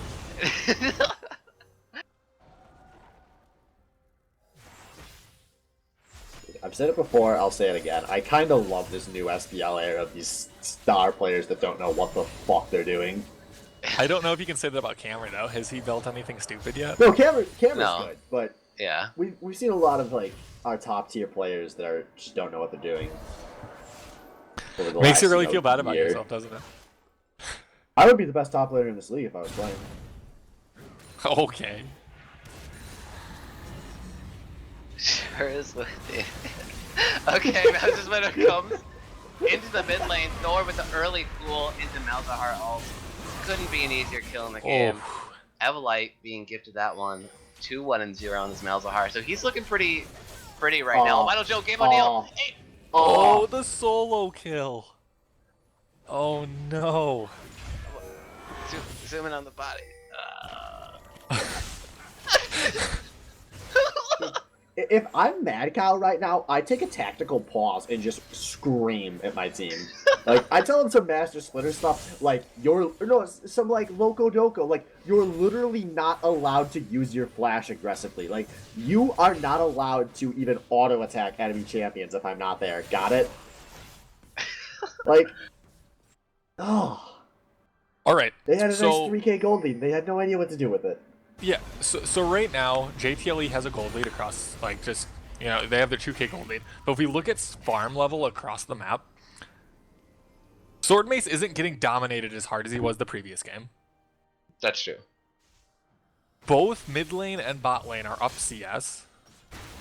Bot lane is actually up relevant kills now.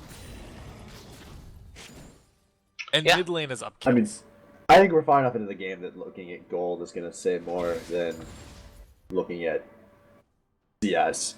And the only real substantial mismatch is in that top lane. Almost the entire lead for JTLE is on Mad Cow's up about 1,700 currently. Then there's some small leads across the board, really. A few hundred gold at each position. But the only one that's going to matter is Mad Cow, so it's going to come down to more how they play around these power spikes or the Mad Cow advantage.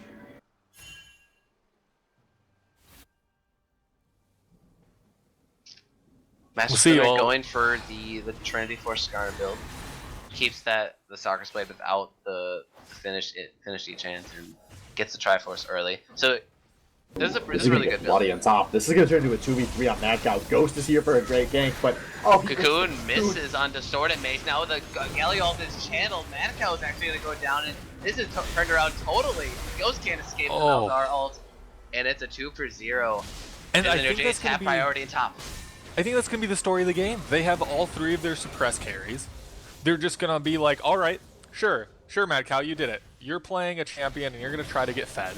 But you have to use abilities to kill us, and you can't use those. You're going to sit still and take it while we kill you.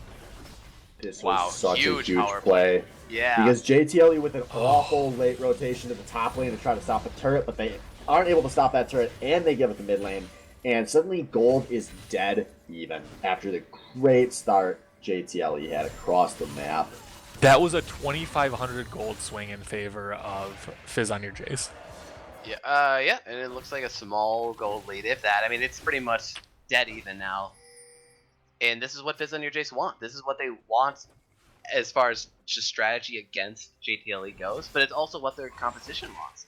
Ezreal is now getting to that point. He almost has that second core item. He is 65 stacks away from finishing Muramana.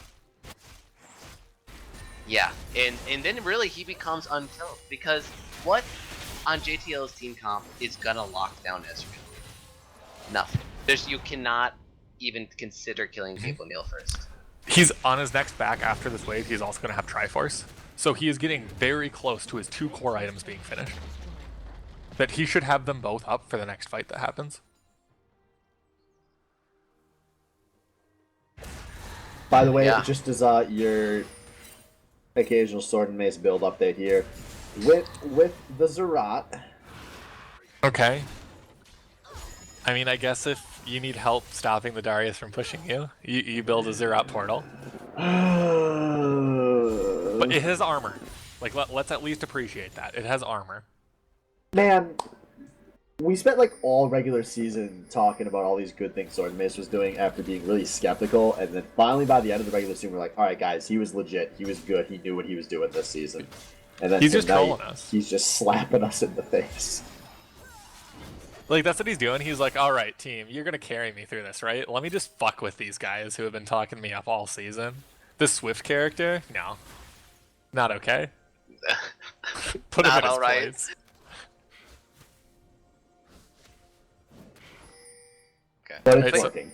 You know, Looks you like know, we're gonna have a dragon fight yeah. coming up right now.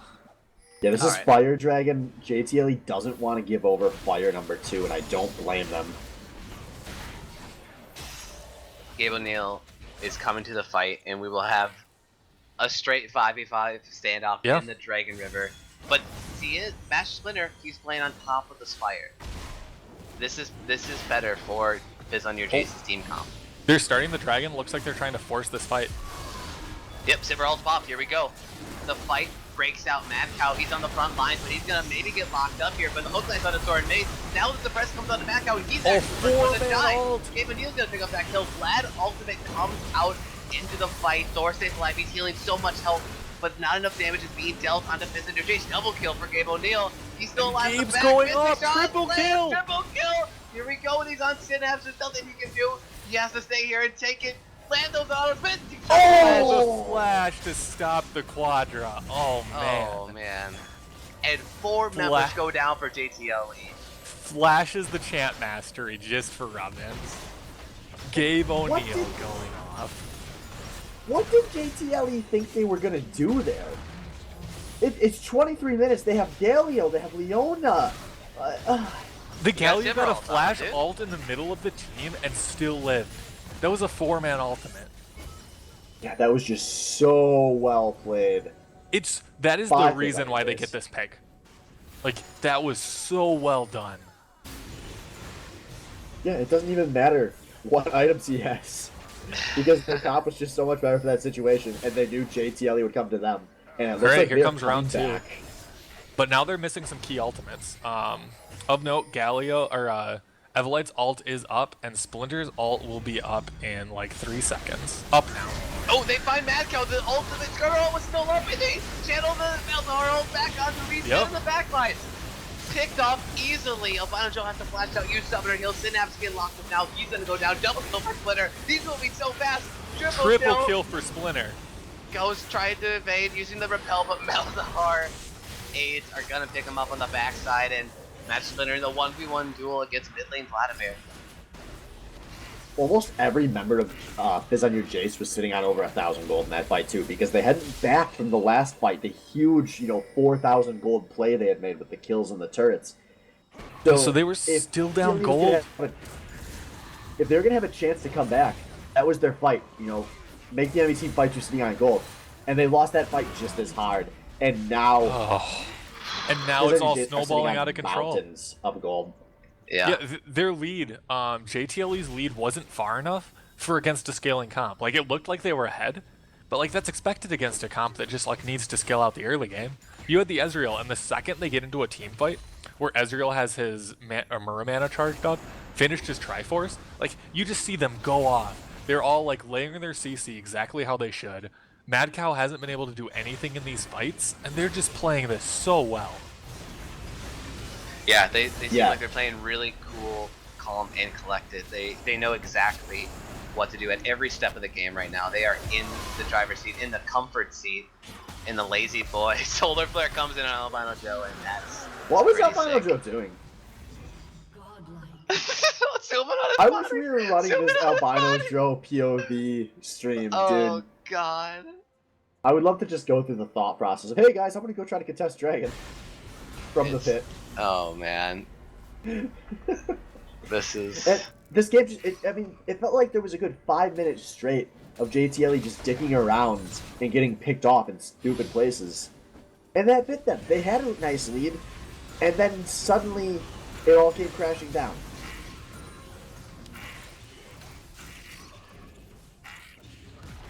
So if you're on JTLE right now, what's going through your head? Like, what's happening? You started off this series so strong.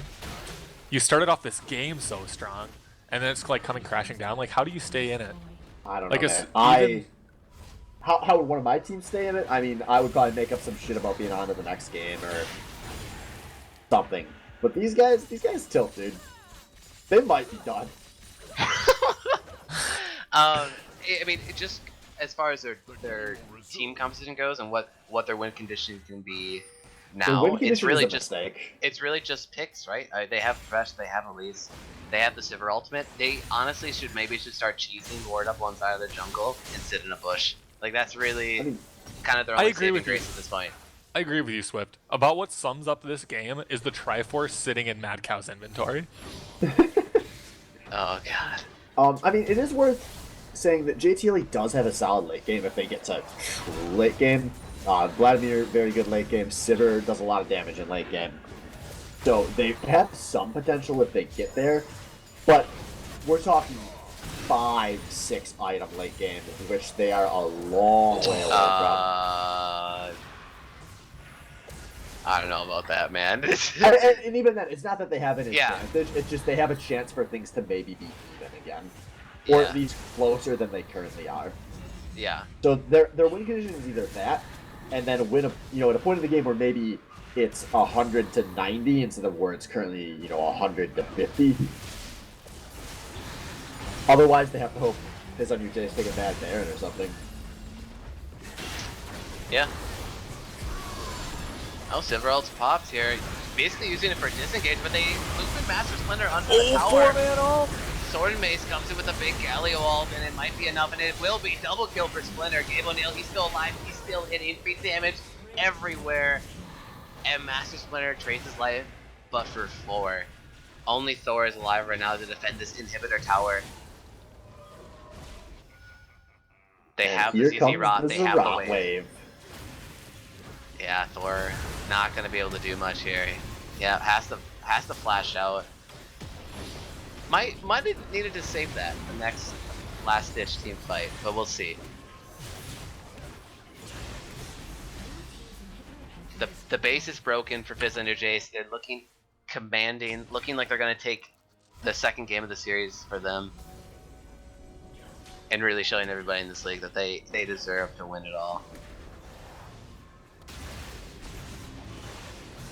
Yeah, and this is looking so much like the team we saw in the regular season, where even when they come to a slight disadvantage, they know how to stall out and wait things out, and then suddenly they take one good fight in a good position and they're able to take a mile with it. And you know what? I'm going to take a second. We've been tearing into Sword and Mace so far, but you have to give him props. Like, he's getting dumpstered in lane. He's building like a potato, but like he's keeping his head and like making huge impacts in these fights. In like 2 of the last 3 major team fights, he's gotten 4-man Galio ults. Full channeled 4-man Galio ults. Like, it's hard not to win at that point. This actually does remind me a lot of the JTLE versus Fizz on your Jace for week 1 of the regular season matchup, where it was our introduction to Mad Cow, our first time seeing Swords as a starter in a long time, and the laning phase went pretty badly. The game went just like this, where Sword and Mace played really well fights. Ghost checking the Baron pit without his team. He's gonna get beat up and laid down and squished, and just another kill in Gabe O'Neal's record. Just another kill. So and a Baron buff that will finish the game. Hey guys, do you think they'll probably just let Gabe back on the Sivir next game? I don't know. So, we're going into game 4, so it'll be JTLE's side choice, right? And they still have to go for counter pick for top lane, right? Well, yeah, it looks like we're going to see the win here. Gabe O'Neal, legendary as fuck, picks up a double kill at the start of this Nexus dive. And here comes the triple. Style, the triple, and Is he gonna? Wait, No, what? Scumbag Master Splinter. No one likes you. Oh, actually, Gabe died. Okay, sorry, Wes. I like you. There's the ace, and there's the game. And we're 28 going to into the 9 game kills. for it. That's and the fastest game of the series so far, I believe. At 30 Yeah. minutes. Oh man. Slightly faster than the last game. And These that's are the just kind of mech games. belts. These are the kind of games that you need mental fortitude to come back from. You like go into this game, you're like, all right, guys, we got this. We got an early first blood bot lane. Our top lane is like stomping. We're doing well everywhere, and then it all comes crashing down, and you have to go and you have to play another game. And if you win that game, you have to play another one after that, and like you just have to like keep your head, and that's one of the hardest things to do. So we're gonna have to see what happens here, like what JTLE decides to take out and go into the next game with. Like they're gonna have to switch something up. Yeah, we will find out. So, gonna take our quick break here. We'll be right back, guys, with Game 4 in just a moment.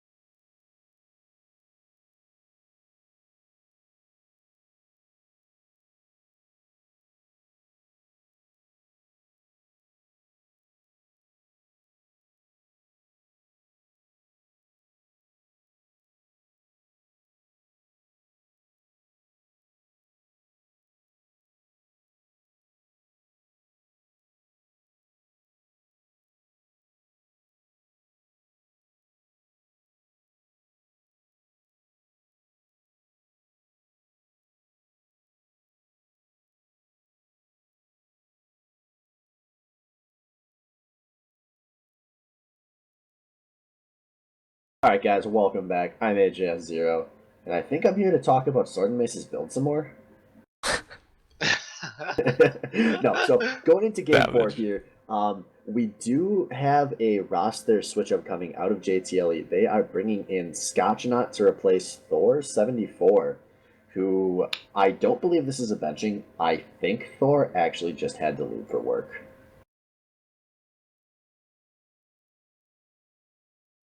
So that's going to be quite the shift up. I think Scotch has said that he feels confident playing mid lane. What? We'll see. Huh? Yeah, I guess we will.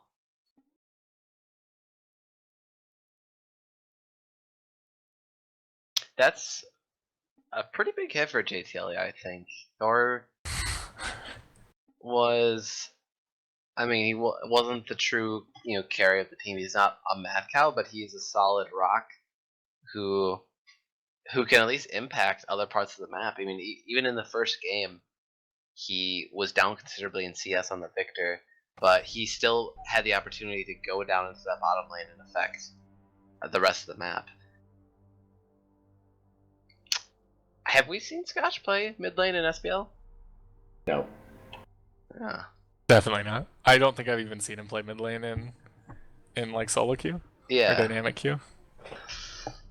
So I feel like there's going to be some lane switching going around. It's not just going to be throw Scotch mid lane. Yeah, and you have it, folks. This is not a troll ban. This is a legit Galio ban in SBL. It's happening. That makes me so happy.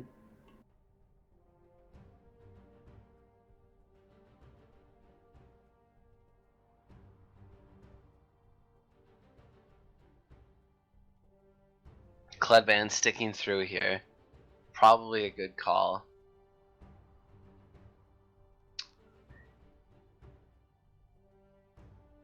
Yeah, with bans, usually when you are on the winning side, it's good to keep the same bans because you have the other team kind of figured out on the picks they just played. So you don't want to force them onto anything different per se. Guys, they left big pick up here, Swain. Yes, they left up Swain. Swain. Stay quiet. JTLE might not remember. Oh shit! Yeah, and they are all in this chat still.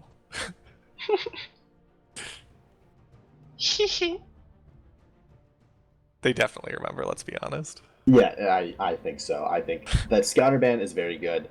I would have argued it maybe should have came in last game, but I mean it would have been debatable, not like a sure thing. But definitely after 2 losses in a row, like they should be able to tell that Scouter really made their lives hell. Yep. But Heckroom's open now. Well, no, they know that Destiny's a big-time Thresh player, gonna contest that pick. You gotta take that with the first rotation if you're gonna be a solid drafter in this league, hoping to go to the finals. I'm just kidding. That's a bad first pick. okay. I was really on the edge. I'm like, okay, so it's either being really dry right now, or this makes sense. I'm not sure. I appreciate that I'm capable of being dry enough that you can believe it. Oh man. So it looks like we're hovering this Swain pick. And gets locked in. Alright, so we are seeing Swain top lane. No surprise there. I mean, were they kind of just hoping that they forget first rotation and then they just pick it away or something? No, There's a chance that they thought there was like no one on JTLE played it. Swain? Yeah. Oh yeah, no, I guarantee no one on JTLE plays it. Man, who do you think on that team can play Swain? Any of them. Yeah, I don't want to put Swain. Mad Cow on Swain. That seems like a waste of time. If Swain was that easy. It's Scotch Jungle. Oh wait, the Amumu pick is that? It's Scotch Jungle. Oh, is he a big Amu player? He only plays Amumu Jungle. Oh Jesus. Well, I think honestly this might be what JTL needs, right? A team-focused, team-fighting composition. This could just be a fuck it game and be like, guys, just play what you're comfortable on, play what you're good at. Let's see what happens. Yeah. Then we have a please Corki don't cover, but I don't believe it. Oh my god. She could be supporting still. Somebody has to play mid. We don't know who it's going to be. Oh, yeah, you're right. Just deep breaths. No, that's actually a good point. I mean, I was just talking to Wang the other day. I mean, Corky mid actually has a really good win rate nowadays, I believe. Let me check this out. Yeah, 53%. He's the third highest win rate for mid lane. I mean, sure, the play rate's 1.13, so it's still pretty low, but I assume it has some pretty good matchups. Maybe it plays well into Evolite's champ pool. Maybe not. It's still, you know what? It's probably ADC though, which I disagree with a lot, but we'll see. You know what else I don't like is that Evelyn pick. that Evelyn. I didn't like it in game 1, but you know what? He's not going to be up. He might not be up against the real jungler this game, so that could change things, I guess. It's true. He might be trying to bully around the Amumu in the jungle with that pick.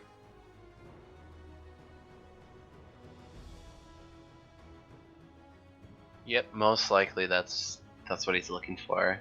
Really. Ghost is going mid lane with the Gangplank, or top lane with the Gangplank.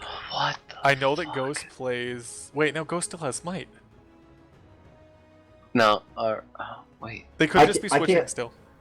Dude, I can't see Mad Cow playing Lissandra. I gotta think that's Mad Cow on the Gangplank top. I don't know. I mean, doesn't Ghost play a ton of Gangplank? He does play a ton of Gangplank. That's all he plays top lane, I think. I guess we'll find out real fast here, because there's only one pick left. But JTLE, we have no clue what the hell they're doing. So let's talk about FOYJ a little bit. The team comp's not the worst, but it's not a JTL team comp that we've seen, because usually it's just the put Mad Cow on some ridiculous top lane carry, and then pick a lot of like pick based things in the lower side of the map. But this is all scaling team fight. This is like, you know, Amu Gangplank. We're talking massive damage team fights. And Evolite picks his tentacle picks baby. his belt. Yeah. Bring out your tentacles. It's time. Gonna show Blabuer how it's done. Yep. Double AP composition here. Sword and Mace. He called it. Evolite. Wait. They're sending Albino Joe mid and Mad Cow ADC? Well, they get to switch. This is switches all over. Oh wait, so actually they have triple AP. Master Splinter's playing an AP jungle that's very, very magic damage based. Guys, so there they go. There's the smite. Any composition that has a lot of magic damage does incredibly well.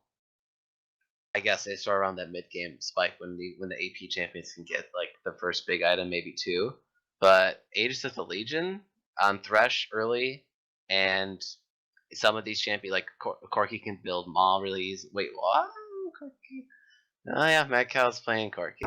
Mad Cow's playing 80k, man. This is great. This is gonna take everything I don't understand but the Mad Cow and put it into a lane that's much more straightforward. Bottom. Oh man. Wait, is bot lane more straightforward than top lane? Oh yeah. There's a lot of intricacies to top lane. There's a ton of intricacies, and especially with item builds and shit, like bot lane, it's like, just fucking right-click the dude, and then right-click the creeps. Wait, hold on, you can't say that item builds are easy considering what we've seen so far this season? Or Item this builds are series? easy. I mean, item builds are easy in bot lane, like, easier than in top lane. There's actually a lot of intricacy to top lane build. Yeah, you have to that's what makes bad top lane build. Bad top lane builds are so... You can appreciate them like a bad movie. You know, I appreciate Triforce ironically when it's on Darius, you know? And I don't think it's all bad if you get ahead, because like he does have a lot of ability. What am I saying? No, it's fucking terrible. Why would you ever do that? Why, like, at least build Black Cleaver first. Like, the fact that you should just build Black Cleaver tells you don't build Triforce.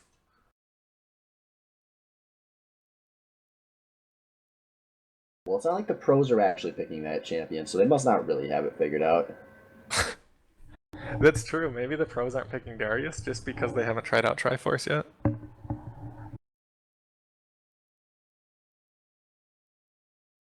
And see, we can trash all of these guys because they can just rub it in our faces that they made it farther in this tournament than we did. That's fine. I don't think anyone in this game has ever won the baddie Overwatch League. I don't think anyone in this game has won the baddie CS:GO League. All right, I play Mad Cow, if you're games. still fucking I play around, games with skill. please list out the bonuses that Triforce gives you over Black Cleaver. Wait, what happened to the game? Right click and try to spectate. No. Yeah. Are you guys still in it? Master Spinners says creating custom game. I no, think it went someone. to client. Yeah, someone quit. I see in, Albino Joe's in game though. but none of the rest of them are. And I can't right click spectate, nothing's happening. Maybe that's why Mad Cow's in Twitch chat.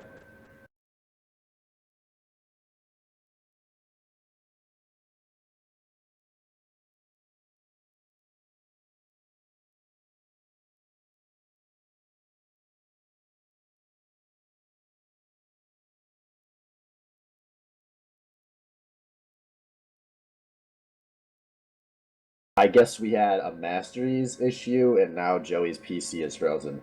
Thank you for communicating that with the stream. Oh, okay, so they're not in game. They are not in game, so Oh, we okay. are presumably going to have a few minutes here.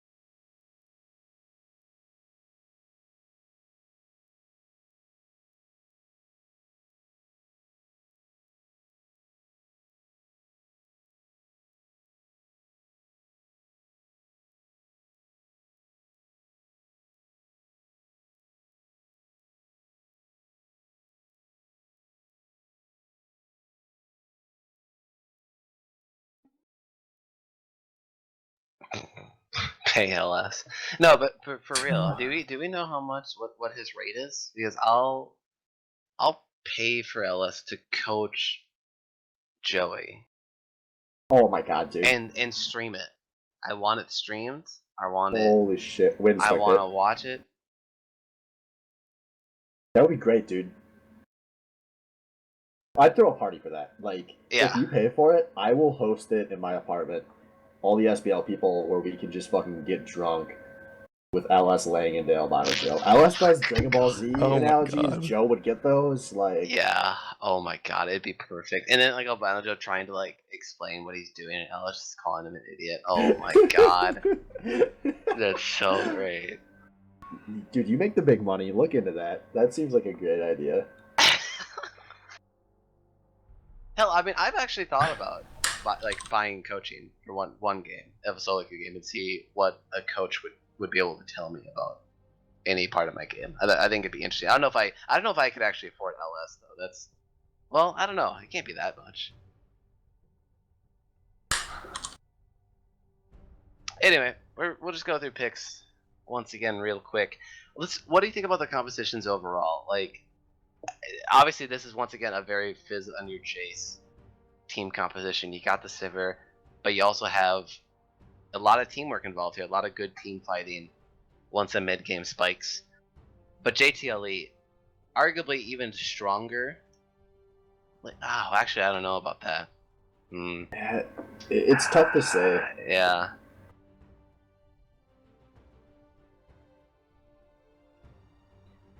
No, actually, as far as scaling goes, Fizz and your Jace might just have more damage in a late game scenario, but JTLE has easier access in a fight. Like if everything lines up for JTLE, it's so much wombo combo, so much AoE damage coming out from all of them. I hope this game comes down to a lucky Gangplank crit.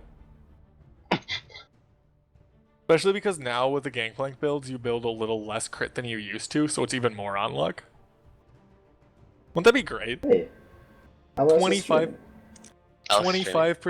Gangplank crit, gets there, gets Quadra kill, gets Baron buff, got him. I looked it up, by the way. LS doesn't do much coaching anymore. He only does it while he's streaming. And then he's got rates for that, but it's fairly competitive. What is fairly competitive? In terms of, well, like, I think it's $120 for a game. Fairly competitive in terms of he just doesn't do a lot of people's games because so many people want it, yeah. A ton, and he's busy. Do you think we could get Double Lift to do it? Can we just hear Double Lift tear into him? That would be fun. I think it wouldn't be that good. Double Lift's dumb. Oh, okay, Cutie Pie. Can we get I'm a Cutie Pie? No, you can't get any of these people. None of these people are gonna skip out on. Well, I guess they are still streaming. Are you kidding me? They'd still stream it, and we'll give them a whole bunch of money. Yeah, but the viewer's not gonna like that. No, those guys don't do coaching; they do their own game. Yeah, dude, I don't even think Double Lift can explain what he does in the game. I know he can't explain what somebody else does. But Lucian's I'm Double Lift, and Lucian is my pocket pick. Hey, he could tell you how to play an AD carry like micro wise, but he can tell you all the macros. Well, he probably. Do you think we could pay for Given? No way, dude. No, we just have to get. We'd have to record it as a VOD so somebody could put subtitles since no one can understand what the fuck he's saying. But wait, doesn't? Oh wait, Yellow Star got a new job. Never mind. That's unfortunate. He's actually a coach. Yeah. I don't think Yellowstar would be that good. He's too nice. I don't want. He's the head of the whole esports division at that soccer club, right? That French soccer club that just bought in the league. Wait, do you think we could get Monty to like do something? Like, who cares if he's a good coach? He'd just tear into him. Dude, Monty's officially a freelance caster now. Right? How much is his rate? How much would he do for like one night of SBL? I wonder, is that possible? We cannot pay Monty any amount of money to do this. Why are you That's kidding wrong, me? dude. If I said Monty Cristo here's $1 million to cast one fucking platinum level League of Legends game and I want you to be mean, he would do it. One request, I want you to be me. I maybe tell him like behind the scenes, like in the PM, like, hey, this guy Albino Joe, watch him closely. I'll slip you a tenner if you're laying to Albino Joe. Okay, man. Dude, that's honestly my dream is Monty and Doa to cast an SBL game. Because Doa would make it fun and Monty would make it Monty. Paris Saint Germain, PSG, simply Zach, our resident soccer fan. I mean, do you even read League of Legends news? Yeah, I knew it was PSG. I couldn't tell you what it stood for. I just knew it was a soccer club. I knew it was French. How much an hour do you think it would be to get Monte Cristo to cast this game? A fucking lot, dude, because I'm sure OGN doesn't like it when he does competitors. Dude, what's Monte Cristo cast our week? It's the off season. Monte Cristo's fucking resume of the great players he's commentated. You know, we got Faker, Dade, Cacao, Flame, Albino Joe.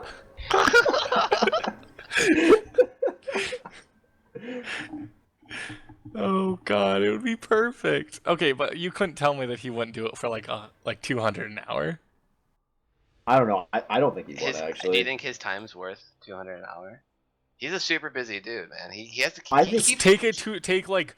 Dude, he cares about 3 or 4 hours on a Tuesday night to make like $800. Seems fine. No, he cares about his image. His rate would comfortably be in 4 figures. Yeah, dude. You don't think there's Asian honeys knocking on the door? Like, no, let's be real here. It's just him and Suzy Kim. Dude, I've already had the fanfic wrote up. I'll send it to you later. Wait, what did you say you have with Suzy Kim? Fanfiction. Oh, okay. Don't worry, it's kind of my. Never mind. Anyway, dude, 30, when ESPN put out that article on Suzy Kim, they had the pictures of her when she was like 10 years younger. Do you have just phone wallpaper? Yep. No, he just has his girlfriend as the wallpaper.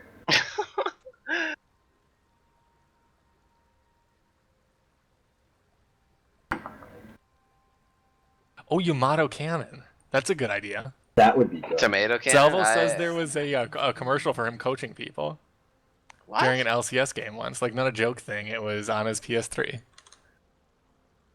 That would be awesome. Yamato Cannon is pretty brutal, and he's funny. He's great. Oh, I love the Yamato Cannon. Plus, then like 30 and I could be co-casting. Like our job could be just to give him the storyline of like the SBL players' histories and whatnot while he's doing the analysis. And like, if somebody fucks up, we could throw a jab at Splice. Hey, I won't get banned for posting a link in Twitch chat, right? Probably not. All right, there it is. That's the video. We're good. That's the video with Yamato Cannon's coaching ad. I think. Flap says Yamato's a cock, man. How do you feel about that? I'm not gonna respond. That's fine. All right, because we are in game. That was a good delay, guys. I'm proud of that. We hit some good territory. But that was great. That was like real casting where we talk about things that have nothing to do with the game. And now, back to your regularly scheduled League of Legends. We're seeing it. Yes, here we go, guys. Starting off strong with an Dude, SBL clown. Here we go. Fucking god! Oh my god, and JTLE has the jump! They get the double play on this player in Destiny, but Albino Joe gets lit up in first blood to Sordid Mace gets first blood! They had the jump! What are they doing? They had the jump and they gave up first blood! They did like no damage. Like this. Oh my god.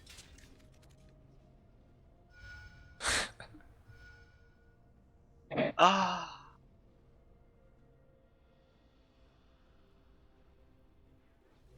Wait a minute, their level 1 was ass. Why did they do that? Dude, it doesn't matter once you have the jump.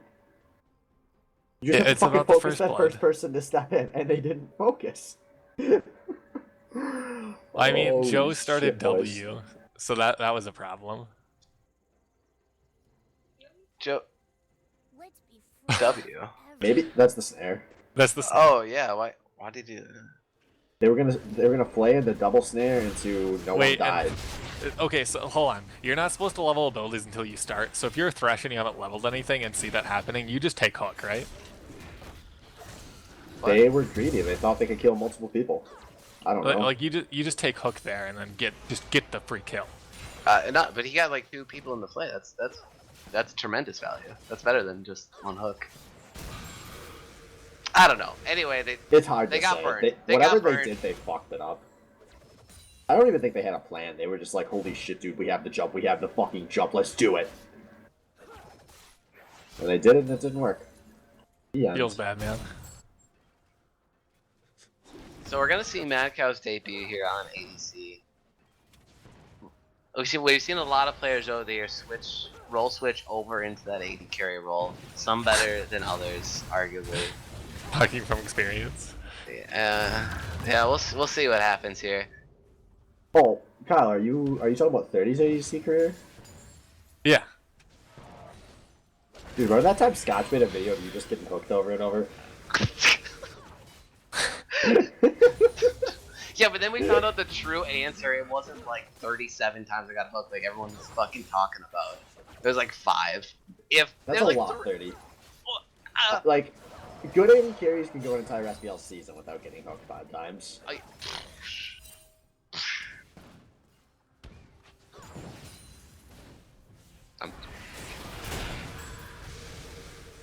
So, let's talk about something we haven't seen this series. Jordan Mace bullying in the early laning phase. He has Yeah, a but nice he's still health down advantage in top CS. lane. But it's gonna be less. He's down CS, and there's a He's huge oh wave god, pushing him. that's a huge wave. Actually, I misread that when I looked. He did the classic thing where you're like, guys, I can win this, and then you just focus all your time on killing minion or on harassing, and you miss every minion. Yep.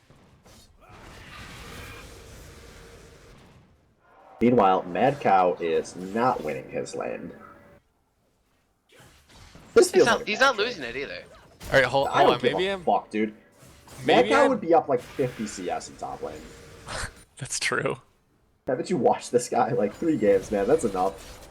I think it might be literally impossible to go 50 CS stuff in well, never mind. Camera. I wouldn't Never doubt mind. it. It's Mad Cow, man. There's too many variables Mad Cow can't control, man. There's no way he gets a CS lead in this bottom lane.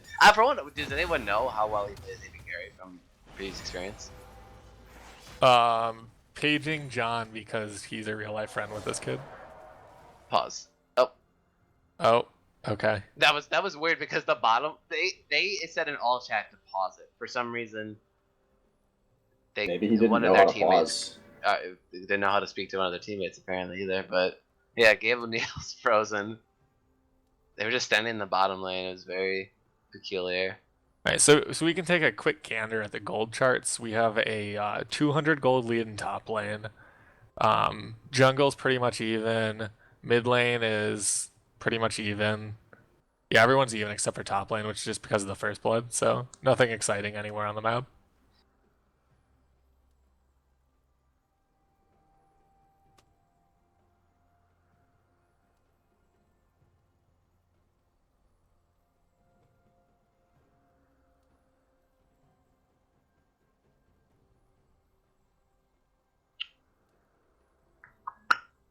So the Lissandra versus Vel'Koz matchup in the mid lane here. Albino Joe taking Ignite, Evelite taking Cleanse.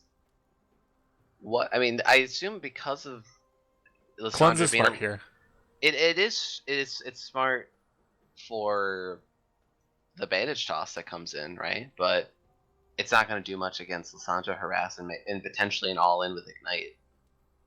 No. I mean, it stops you from being dead. Like you get out of the, or I guess you can stop her. You can get over ultimate with that, right? But it won't stop any of the damage because the damage is all instant. Right. Sure. But I mean, early it'll on, stop the Ignite ticks, I guess, too. but even like talking late game though, like if you get hit by the edge of an Amumu ultimate, like you just die unless you have cleanse. I think it's a smart summoner pick there. Yeah, I think it works. I mean, it would have been bad at Ghost. Oh, so. no, it totally works. I'm not debating that. I was wondering if can Albino Joe somehow make an advantage in his team for himself here with Ignite and Lissandra. Hopefully. So I got some information from Zach, who knows Mad Cow. Mad Cow's second role is AD carry, and he has mained that until this season. So that's not too much worse than his top lane should be. Oh, and getting hit with that pause. A summoner has disconnected. Gabe Yeah. disconnected again. All right. Who hired the person to DDoS Gabe so that they can win this match? Why would you DDoS Gabe, man? DDoS Master Splinter. That's too obvious. Yeah. They It doesn't have matter if to. it's obvious, dude. They can't prove it. What the fuck Oh wait, has you to know be out? what's missing? Aren't we supposed to have? Wait, no. Gabe didn't have the following. That was only Camera that had the cult following, right? In Twitch chat. Yeah, camera with the Dick Squad. The camera Discord, yeah. Yeah. Okay. I'm excited for next week. Dude, I'm so happy that the Dick Squad is going to be in the finals.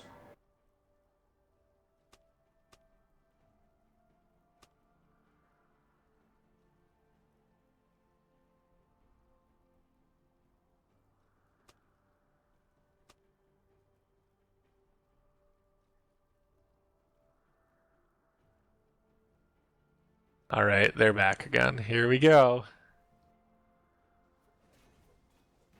All right.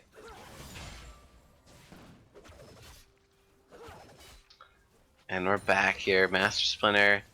He's waiting around in this bottom lane, half health right now. Synapse gonna get into a scuffle near the He's in bottom on the side of the Mad bush, Cow. and Master Splinter not able to do a lot of damage there. Synapse actually lands hook on the Build Destiny, but he flashed out before the tower can take another shot. And they blow Oh heal my God. flash. That is really good. They burned one sum for two there. That was so unlucky of them not to get that kill on Failed Destiny as well. Like, that was just barely the perfect timing to be under the tower for half a second to not draw an auto. Also, more importantly, Mad Cow didn't have to use anything there. Just Synapse, and it was just a flash. They're still pretty alright here as long as they can keep the wave. near their tower. Evelyn can't really tower dive them at pretty much any stage of the game here.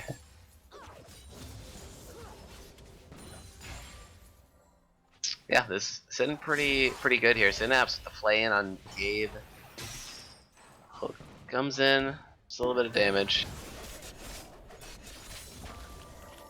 Yeah, CS lead's not too much though in the top lane, unlike the previous games here for Sword and Mace. But he's also on a way better champion for him, right? I mean, he's showing very good success. Yes, this is actually not great in the top lane that Sword and Mace isn't taking an advantage in terms of just what this 1v1 means in the vacuum, because Gangplank loses lanes. He loses all of his lanes. Swain, he wins his lanes. Swain got first blood. And Sword and Mace has not been able to get... He's got a very slight EXP advantage, it looks like. But nothing tangible. And, like, even at the pro level, they're willing to let Gangplank fall down like 40 CS and a couple of kills in laning phase, because they know eventually he's going to turn into such a monster. So Ghost should be ecstatic with how well this laning phase is going. Yeah, and the fact that he has the wave in the spot it is now, once again, like I said, it denies Master Splinter from making an impact. You could probably make a case. Well, I don't know. It's still a really tough and risky tower dive against a Gangplank. You can't dive yet. Yeah. You need items. Yeah, he's got that extra health from the Doran's Ring, so it would be pretty tough to get a dive on him.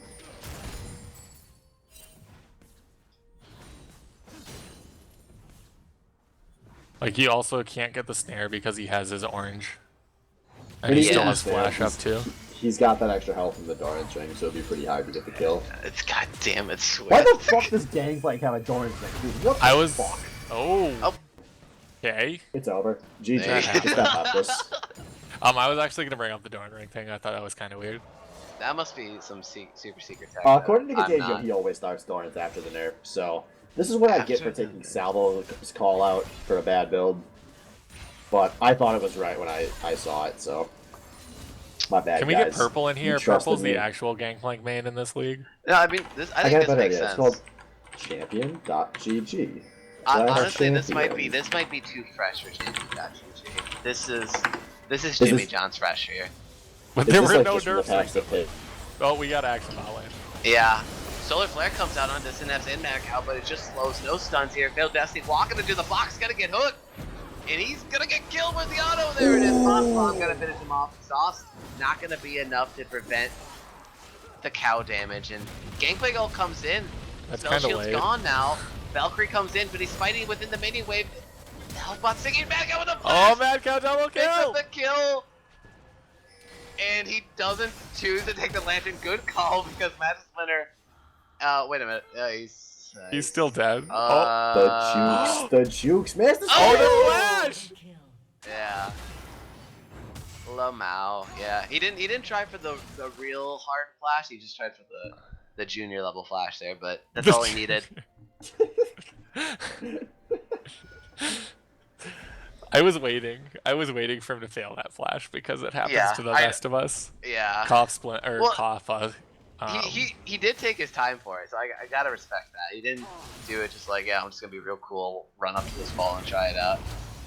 Because keep in mind, even the best of us like Faker fail those flashes sometimes. I've actually legit never seen Faker fail a flash. He failed the flash last week. No, that was the game Easyhoon played. Oh, Scotch They were on the top lane. Oh. The mummy has been spotted in the top lane. Curse comes out. Yeah, it's gonna lock up Sword Mace, but it will be a flash and it will be safe. Oh, Madcow's going for more kills. Yeah. Failed Destiny, he looks pretty caught out here while Gabe Neal runs into the enemy jungle, very low health in the Sivir here, but he's gonna meet up with his buddy Evelite. And Synapse. What is Joe doing? Oh, he flashed over Dragon Ball, but Albino Joe, he has the flank. In pure chaos, he lands the Sunhold on What is Joe doing? But there's no one there to follow up. Failed Destiny dies on the other side of the wall. It's a 1-for-1 trade at the end of the day. What is Albino Joe doing? Can we get a zoom in on Albino Joe's body? No, actually, we got a fight going here. No, we're gonna fight Gabe O'Neill. He's gonna get taken out. Mad Cow's still going off on 80 carry. And now fail flash. Easy hoot. Easy. Wait, Master Splinter comes in for the cleanup. He's gonna pick up 1 kill. He's gonna pick up 3. What the hell? Scotch not? Yeah, he's gonna walk He's it dead. out. I think He's so good here. dead. Oh, wait a minute. He's not good here. Oh! So close. Oh, Guys, we are 11.5 minutes in, and Mad Cow and Splinter are combined 10-2 right now. See, this is what we were expecting coming into this. Fuck everyone else. This is perfect, dude. This is real League of Legends right here.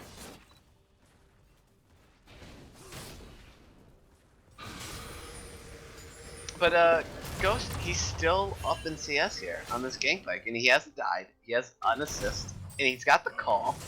So he's still ramping up. He's doubled down on the ramp up, obviously, with the call. So that's pretty good for JTLE at the end of the day. Solar Flare misses. Albino Joe with the respect flash, not going to get locked up and comboed into Evolite damage. Or Vel'Koz damage. Kind of a late GP ult. But it still deterred the rest of the aggression, so we'll take those. Yeah. You know, yeah, why not use it when it's up on, or off cooldown, I should say. I don't think he really needs it for his lane. Master Splinter taking a peek. He's dead. In the enemy jungle. Oh. I thought he was dead. I failed you all, I'm so sorry. Oh, Synapse with the They're double dead, play. Boss Bomb actually not going to hit anything. He's going to miss a lot of damage on that. Exhaust comes through from Ill Destiny onto Madcow. Fox comes out and Madcow is inside the box dealing the damage. But Oh my god. 3 of 3. 4. 4! Zenith Blade Four! lands. That was like And- 2 different double kills, and you missed them both. Yeah, and Master Splinter Sword Mace, they're doing their best to deny this blue buff from Scotch and not on a move. Scotch died. Yep, he will die as well. Gets the blue buff taken away. Now Evolite's in the jungle here. Ghost has to try to get out. He's got to run to the Stride Bush. He's going to be spotted out. He cannot. Don't auto that! What the fuck? Oh no, he W too early! He actually got hit by it. And it's not going to be enough. He's failed. Why? Everything Why in don't that. auto the ward? If he did auto the ward, he wouldn't have been hit by the Vel'Koz Q. Yeah, and then he oranged before he. Oh. He oranged the slow to try to get away. Oh, sure. He I'll stick autoed with the it. blue, guys. Auto That's not blue. okay. Hey, well, you know what that also could mean is the attack move into the bush, which I have to say is an improvement over a lot of SBL players. Oh, Gabe O'Neal. Gabe! He disconnected. There's no way he did that. Pause? Pause? Anyone? No. I just paused to make him feel a little better about himself. Yeah, dude. Well, the thing is, Gabe can't pause that himself, because then we know. Like, Destiny needs to see that situation and react and just pause. And then, Gabe would be like, oh, dude, what happened? And he'd be like, I'm making you look better for stream. You're welcome, buddy. Well, you know, the second he walks in her tower, just pause the game. Make like, the enemy dude. team feel bad. Can you guys not kill him?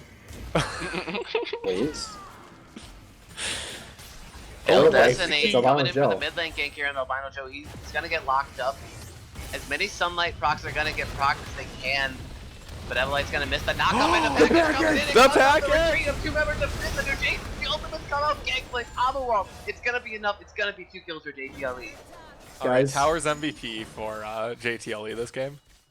Wes and Mad Cow combined are only a kill away from a kill a minute. Oh, Priority for Dragon goes over to JTLE. Oh, But fuck there's that. 3 This is members gonna be a strong. fight, dude. Coming from Fifth under Jason into this Dragon Pit. They're gonna just blow up Synapse. Vel'Koz ult comes out and blows up 2. Double kill for Evolite and then over the Dragon. And it goes to Fizz on your Jace. What the hell? Alright. That's the riskiest drag. It didn't have Amu ult, it didn't have Threshold. Oh wait, Threshold was actually just used, but oh my god. They didn't have vision of anything? Yeah, risky here, and yeah, mid lane tower is gonna go down 2 here. 50 CS for Evolite on Yeah, the so is Joe here. Joe. And he's gonna go down 2. 0-4-2 on this Cassandra here, and Madcow, he's looking for the Fancy outplay. footwork, but it's not enough. Yeah, sorry, Hate Spike doesn't care about your fancy footwork.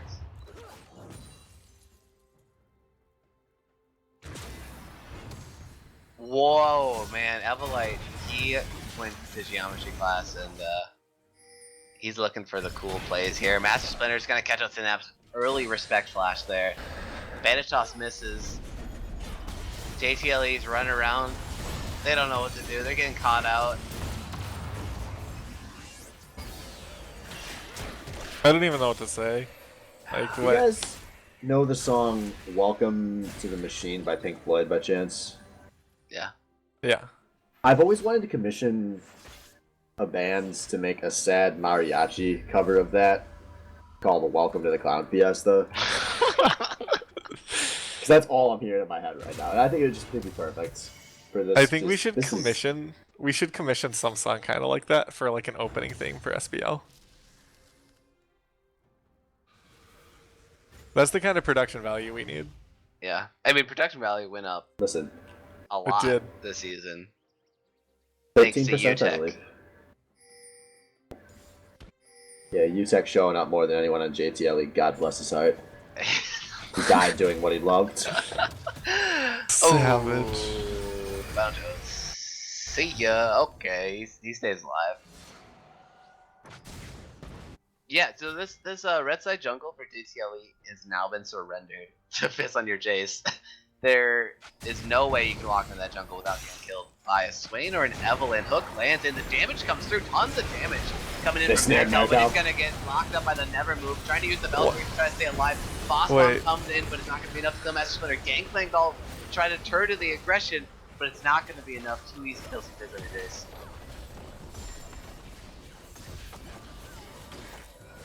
It's gonna be another tower for Fist on your Jace. All 3 outers are now down for them. The map is open. Been destroyed.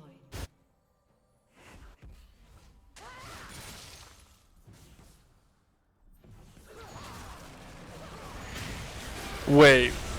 Oh, Abano Joe gets caught out under his own tower. He has to flash away Solar Flare a little too late. What do you think was going through Joe's head there? I got this. Was that Can one we of zoom those? in on Joe? Mom, get the camera! I'm gonna do it this time. Oh man, this is rough. Alright, can we just get a zoom in lock camera on Albino Joe for a few minutes? Do you guys want to just seriously? Do you guys want to just cast the rest of this game from Albino Joe? No, we'd miss the good Wes and Mad Cow duels if we did that. That's true. Yeah. And those are good. Oh, I yeah, don't wanna Macco, ruin he's this going in. spot He's for looking for Wes. the Triforce procs here, but he's gonna run into 2 other members, 3 other members, Mad Cow, and he will go down. A couple flashes were burned though on Fist in your Jace. Some solace they can have in here. Dude, Teleport there's a comes in, teleport. but Synapse is gonna do his damnedest to die, and Ghost 32. The saddest barrels. Failed Destiny's gonna finally join on his team's kill train. The final member. Board.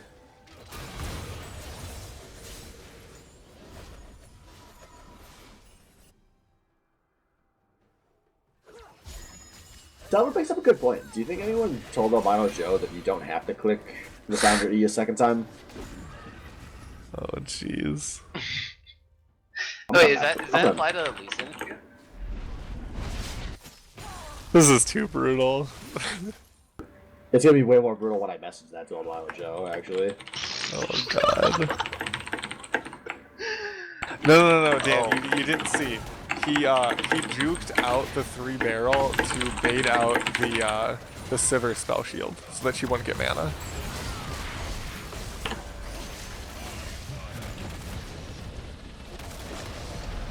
Oh, Banishouse lands on the failed Destiny. He is double buff Amu right now.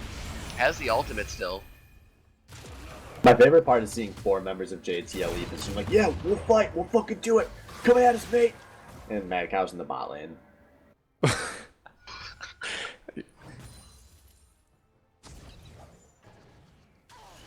He should have taken TP.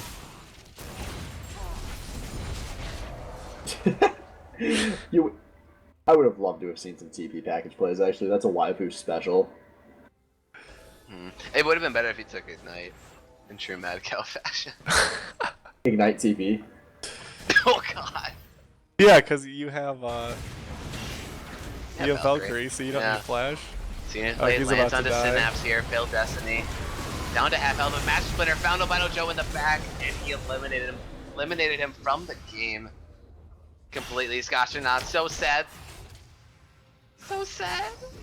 Everybody turned off his Put tears. yeah, dude, what the fuck? Oh, those the tears honor on. mechanics. Oh! Oh! Back off. Back off! And now he died. Shit. Alright, so this was fun. Yeah, this is... Oh You guys my want to talk God. about some Worlds games? Dude, think about that. We're gonna have Faker and Bengi being 3-time world champs. Isn't that crazy? 30, I feel like you're one of the only people that'll understand me when I say this. When I was watching SKT versus Rocks after Game 2, I was just sitting by myself in my basement watching on the TV, and I was honestly overcome with this feeling of euphoria. And it just occurred to me after that Game 2 that I was actually watching the highest level of League of Legends possible. And it was just like this full body orgasmic bliss of it was so great, the best I will ever have, I assume. I wasn't able to watch them live, so I watched the VODs at work on Monday, and I think I just about like came in my pants. That was some real good League of It Legends. truly much might be hype. one of the best best of fives ever. I think it's the best of 5 ever. It was just so well played by both Yeah, as teams. far as It was just incredible. pure high level play and surprise twists and turns at every juncture, man. I mean, the Greens not only showed why they're the best mechanically, but they can be inventive and innovative. Misfortune support is like Joe. tournament defining.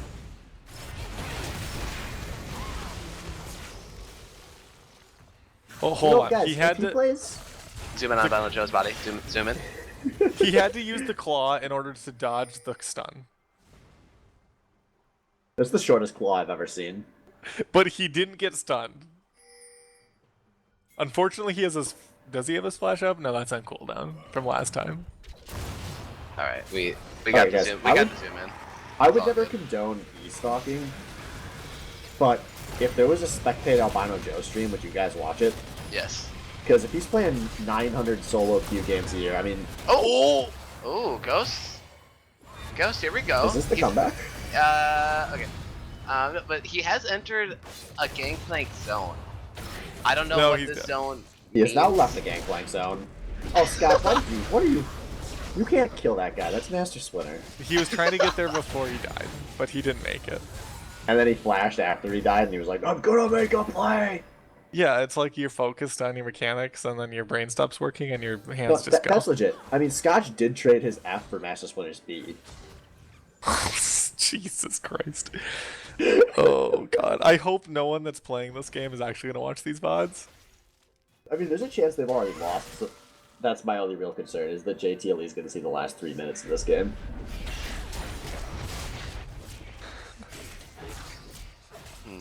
Alright, He's so, got the but, he got the tears on that, so that's good. so the MF supports were genius. Oh That my was like God, dude. so well thought out. Like, the MF support, so that's the thing, like, in addition, like, the gameplay, like, there's been other Korean series that have had insane, like, the best possible level of gameplay, but this one also had all the storylines and the build-up, like, literally 2 years of Korean League of Legends all culminated in this series Yeah. at a World Championship. Just, it was, I could, like, just stop watching League of Legends now and I'd be content because I've seen it as good as it gets.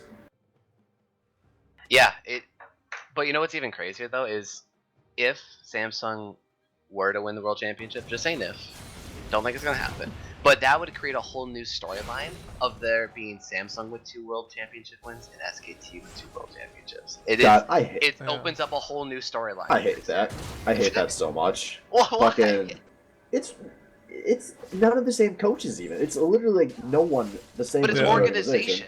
It's I don't give a it's shit. But the they were same cheating last time. organization. They had 2 teams. This That's not isn't fair, traditional. right? This isn't traditional sports. SKT had That 2 same teams. organization. Rip goes. SKT had Faker and Banky at least. Like that's something bringing those teams together. Coma was the coach for all of them. And Coma as well. Yes. Yeah. Yes. There's literally nothing that ties the current Samsung team to blue or white. The or organization red. does. The same organization Other that than the decides name what Samsung. managers, what coaches, what everything, all of the budget, it's all decided. I think that Riot should make Coma a award skin Oh, that'd be good. if they win this season. I think my favorite moments from well, one of my 100 favorite moments from that series, but was after they won and all the SKT staff came rushing on the stage and Blank just jumped Bangy and started hugging him. That made me so happy. Yeah. All right, let's jump back to the game real quick. So JTLE's getting fucked, dude. Let's talk about Bangy some more. Banky's the jungle himself. Right jungle, God's dude. right hand man. God. I never knew that Bangy. was one of his nicknames, the jungle, until during that series when like everyone on Twitter was bringing up that meme. I was like, Did you "The read jungle, about what is how this?" like they were just all like, hey, you can play Nidalee, right? Like we forgot to ban it. We messed up. Can you just play this? Yeah. And then he just goes off. See, but I think we've Jungle all done that, himself. right? Like, you've had a solo queue game where you pick a new pick you've never played before just for the hell of it, and you do really amazing. See, that's all that was. It's like, that's Dude. just a fluke, man. But that's like Diamond Prox in his first tournament with the Moscow 5 back in Season 2, where they asked him if he could play Xin Zhao, because like, people had realized over the tournament it was a really strong pick, and they were like, hey, can you play this Diamonds? And he was like, yeah, sure. And he had never played it before, and he literally pulled up the Odd Ones guide to the champion, like, during the loading scene of his tournaments. Which they won. Yeah. Well, where was he rated that guide, you think? Did they have the guide on, like, TeamSoloMid.com? Or Mobile I don't Fire know, didn't I even think- exist back then. Mobile Fire's been around since Season 1, dude. Oh, it has? Oh, Yeah. Oh, I thought I thought it came out in, like, early Season 3. No, dude. it was definitely in like on season 1 or 2. I mean, but there was a site that I was getting my guides from that wasn't Mobile Fire early on. There was some other big Yeah, site. I don't know when Solo Mid launched their guides. Yeah, I don't know either. Oh, I know what you're talking about, 30, because there definitely was one that wasn't. Yeah. That wasn't That- Mobile Fire, but it was like some other weird one that people just randomly posted builds to.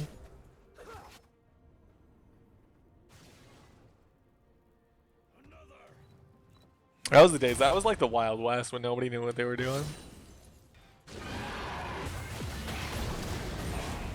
Yeah, dude, I wish I should go. Yo, if you guys care about your Reddit karma, just go on /r League Circle Jerk or Lol Circle Jerk or whatever, and just post. Does anyone else remember when Ash was a mid lane champion?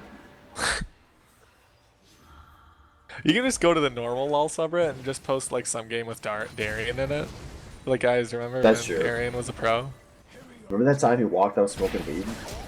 Did you guys hear about that? There's a Overwatch player who's competing in OGN tournament Apex, who like on his Twitch stream said he wanted to. The girl who does the interviews for OGN. Oh, yeah. He said, "I want to explore her thighs," Yeah, dude. and like that obviously got back to his org and to OGN, and like he got fined for it. Could you imagine how fucking uncomfortable that is? That is real uncomfortable. I feel bad. Did you see somebody in the SBL doing that if they went pro? Yes. I'm pretty sure that Lysandra ult actually hurt his team. It actually did damage to his entire team. That's what it looked like. So you guys want to end this game with something fun? Sure. Who is the worst performer on JTLE just in game 4? Wait, sorry, say that again? What, the worst performer Who was- over the course of the series? Just in game 4. Oh! Since this was a total clown fiesta, roll swap, all that. I think it's Albino Joe mid lane. Albino Joe. No, Alana Show definitely started strong, but I mean, Scott Wait. and Synapse both did their part to give him a run for his money. This is so mean. Well, it doesn't matter who did worse in this series because, ladies and gentlemen, congratulations to your Season 8 Swain Baddie League 3rd place Joey's Top Lane Emporium, who knock out Dank by Mom on head-to-head. Feels bad, man. So, I mean, they got 3rd place. They finished over half. That is higher Guys, than they were finished rated better in the than beginning of the half season. league. That's incredible. They were fun. I'm gonna miss this team. No one on this team is going to miss this team except for maybe Mad Cow, but I'm going to miss this team. No, I don't think anyone on this team will miss this team. They hate each other, dude. It's hilarious to me. Like, it's We've utterly been- hilarious. You know, these past couple seasons, we've been getting some real juicy SBL drama.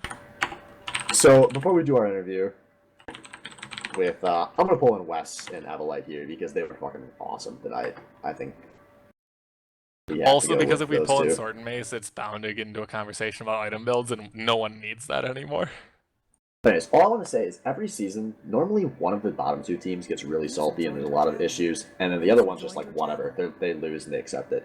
But this season we had 5 last place teams. That's a lot of extra room for like the salts to grow. But all right, we got Master Splinter and Avalite in here for an interview. These guys were both just bonkers tonight. Thanks. So that's the first game, at least for me. I guess we'll start with Avalite. I want to start with you. Who's the best player on your team? Best player on our team? Yeah, is it you? Or Don't pull any punches. I don't know. It really depends on the game. It depends on. Don't pussy out. Give us an answer. No, yeah. It really depends. It's either me or Wes, but sometimes it's me, sometimes it's him. It depends on how much jungle pressure he gets. If he doesn't get ahead early and then I go, then it's usually my turn. But sometimes he's like that last game, gets ahead and he just takes over by himself. So I think that answer was enough to make Wes mad. All right, so moving on to the finals. So things were a little shaky tonight. Depending on what your expectations were going into the series. Obviously, if you peg it as a 5-0 team versus a 2-3 team, it was a bit closer. You guys got your first loss out of the way. What was the feeling in the team like after that first game? Like, were you legitimately worried that you were about to get mad cowed? Not at all, honestly. Like, our team comp was not really the best. It's not something that we really kind of planned. It was kind of just a little panic in there, like at the beginning of that, kind of like, oh, okay, what are they going to do? And then the Mordekaiser with the early dragon pressure kind of got to us a little bit, but after that we're like, okay, we can figure this out, and then we got them pegged from there. And Evelyn is a Feast or Famine champion, so when you can't get ahead early on, it's a little rough. Plus the dragons made it so it accelerated the game, because we couldn't stop the dragon from pushing our towers. So after that experience in game 1, what made you go back to the Evelyn that you say is a Feast or Famine champion into like the final game? Were you worried about any potential risk to make up there? for game 1, because I know I could do better. Like, we had win conditions in game 1. I just didn't play to them. I should have just constantly ganked bot because we got the 2 early flashes. I didn't repeat the ganks, which was my fault. But just to kind of go back and just destroy them. Plus, he picked a Mumu, so I thought I could just invade and destroy him all game. That mainly because he picked a Mumu. Overall, if Thor was playing, I probably would have just stuck with the Hecarim. Makes sense. Yeah. So do you guys have other stuff out this week, or can we move into what's in the road ahead? No, actually, I didn't have any questions for this match. Yeah, I'm more interested about the road ahead. All right. So going into next week, you will have your finals game against the team starring actually a pretty good roster all around. You have Kammer. Who's actually playing support on that team right now? Is it Helric? It's Helric. It's Helric. Yes. Okay. It's Helric. It's Helric. Develop Milk in the jungle, Wang mid lane, and Purple Pickle Pie top. What are you most concerned about going into that week? Before we go into this, I really just want to real quick touch on the Galio pick. I don't know if you guys know why we picked it. Simply because then he couldn't go fucking. Dude. Yeah, well but simply because he would not pick Mordekaiser into it then. That's the only thing. It was like another ban. Yep. So that's why we did the Galio. Sure. And obviously the AoE ult is always nice. Oh yeah, he tore that up in like game 3, like the 2 4-man ults in a row. Yeah. Like, that's just so really, really good. It was pretty disgusting, yeah. Otherwise, to go on to next week, honestly, I feel like if I'm mind blanking his name right now. Who are you thinking of? Kammer? Kammer, yeah. If Kammer doesn't go off, I don't think it's going to be an issue. So do you think it's going to be the focus? Are you at all worried about Purple Pickle Pie? Well, yeah. Purple's always a good player too, but I'm not worried about him in the same sense I am about Cam. Okay. But I trust our bot lane to play the game, or play the lane decent. So. Well, that's good because we watched one team tonight that I wouldn't have trusted to do much of anything. Oh my Jesus. There's like no That last punches game, dude. being pulled tonight. Holy That- shit, man. That last game was such a cloud fiesta, man. Oh, I know. We Yeah, could it tell was- when we pulled the stream up after the it game, was- and you it guys was- weren't even talking about the game anymore. It was pretty sad. Like I was legitimately crying inside for Albino Joe every time we killed him. Like I'm so sorry, man, but like you gotta do this.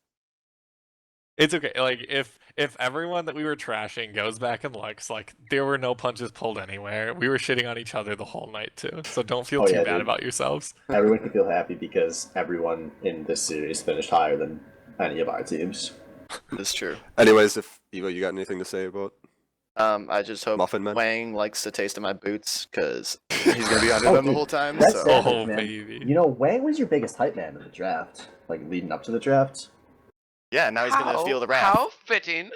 Actually, you know what, Evo? That was Yeah, I gonna want to be ask. the- I want to one last question before we end this interview. I want to talk big picture with you. There was so much fucking hype around you leading up to the season. Like everyone was like, "You're as good as Thrifty Senpai, Master Splinter, blah blah blah." And then like the season started, and after the first week, no one was talking about you. Everyone was talking about Cameron, Mad Cow, and all these hot rookies. Are you actually that good or no? Oh, I'm totally that good. False. Cut the stream.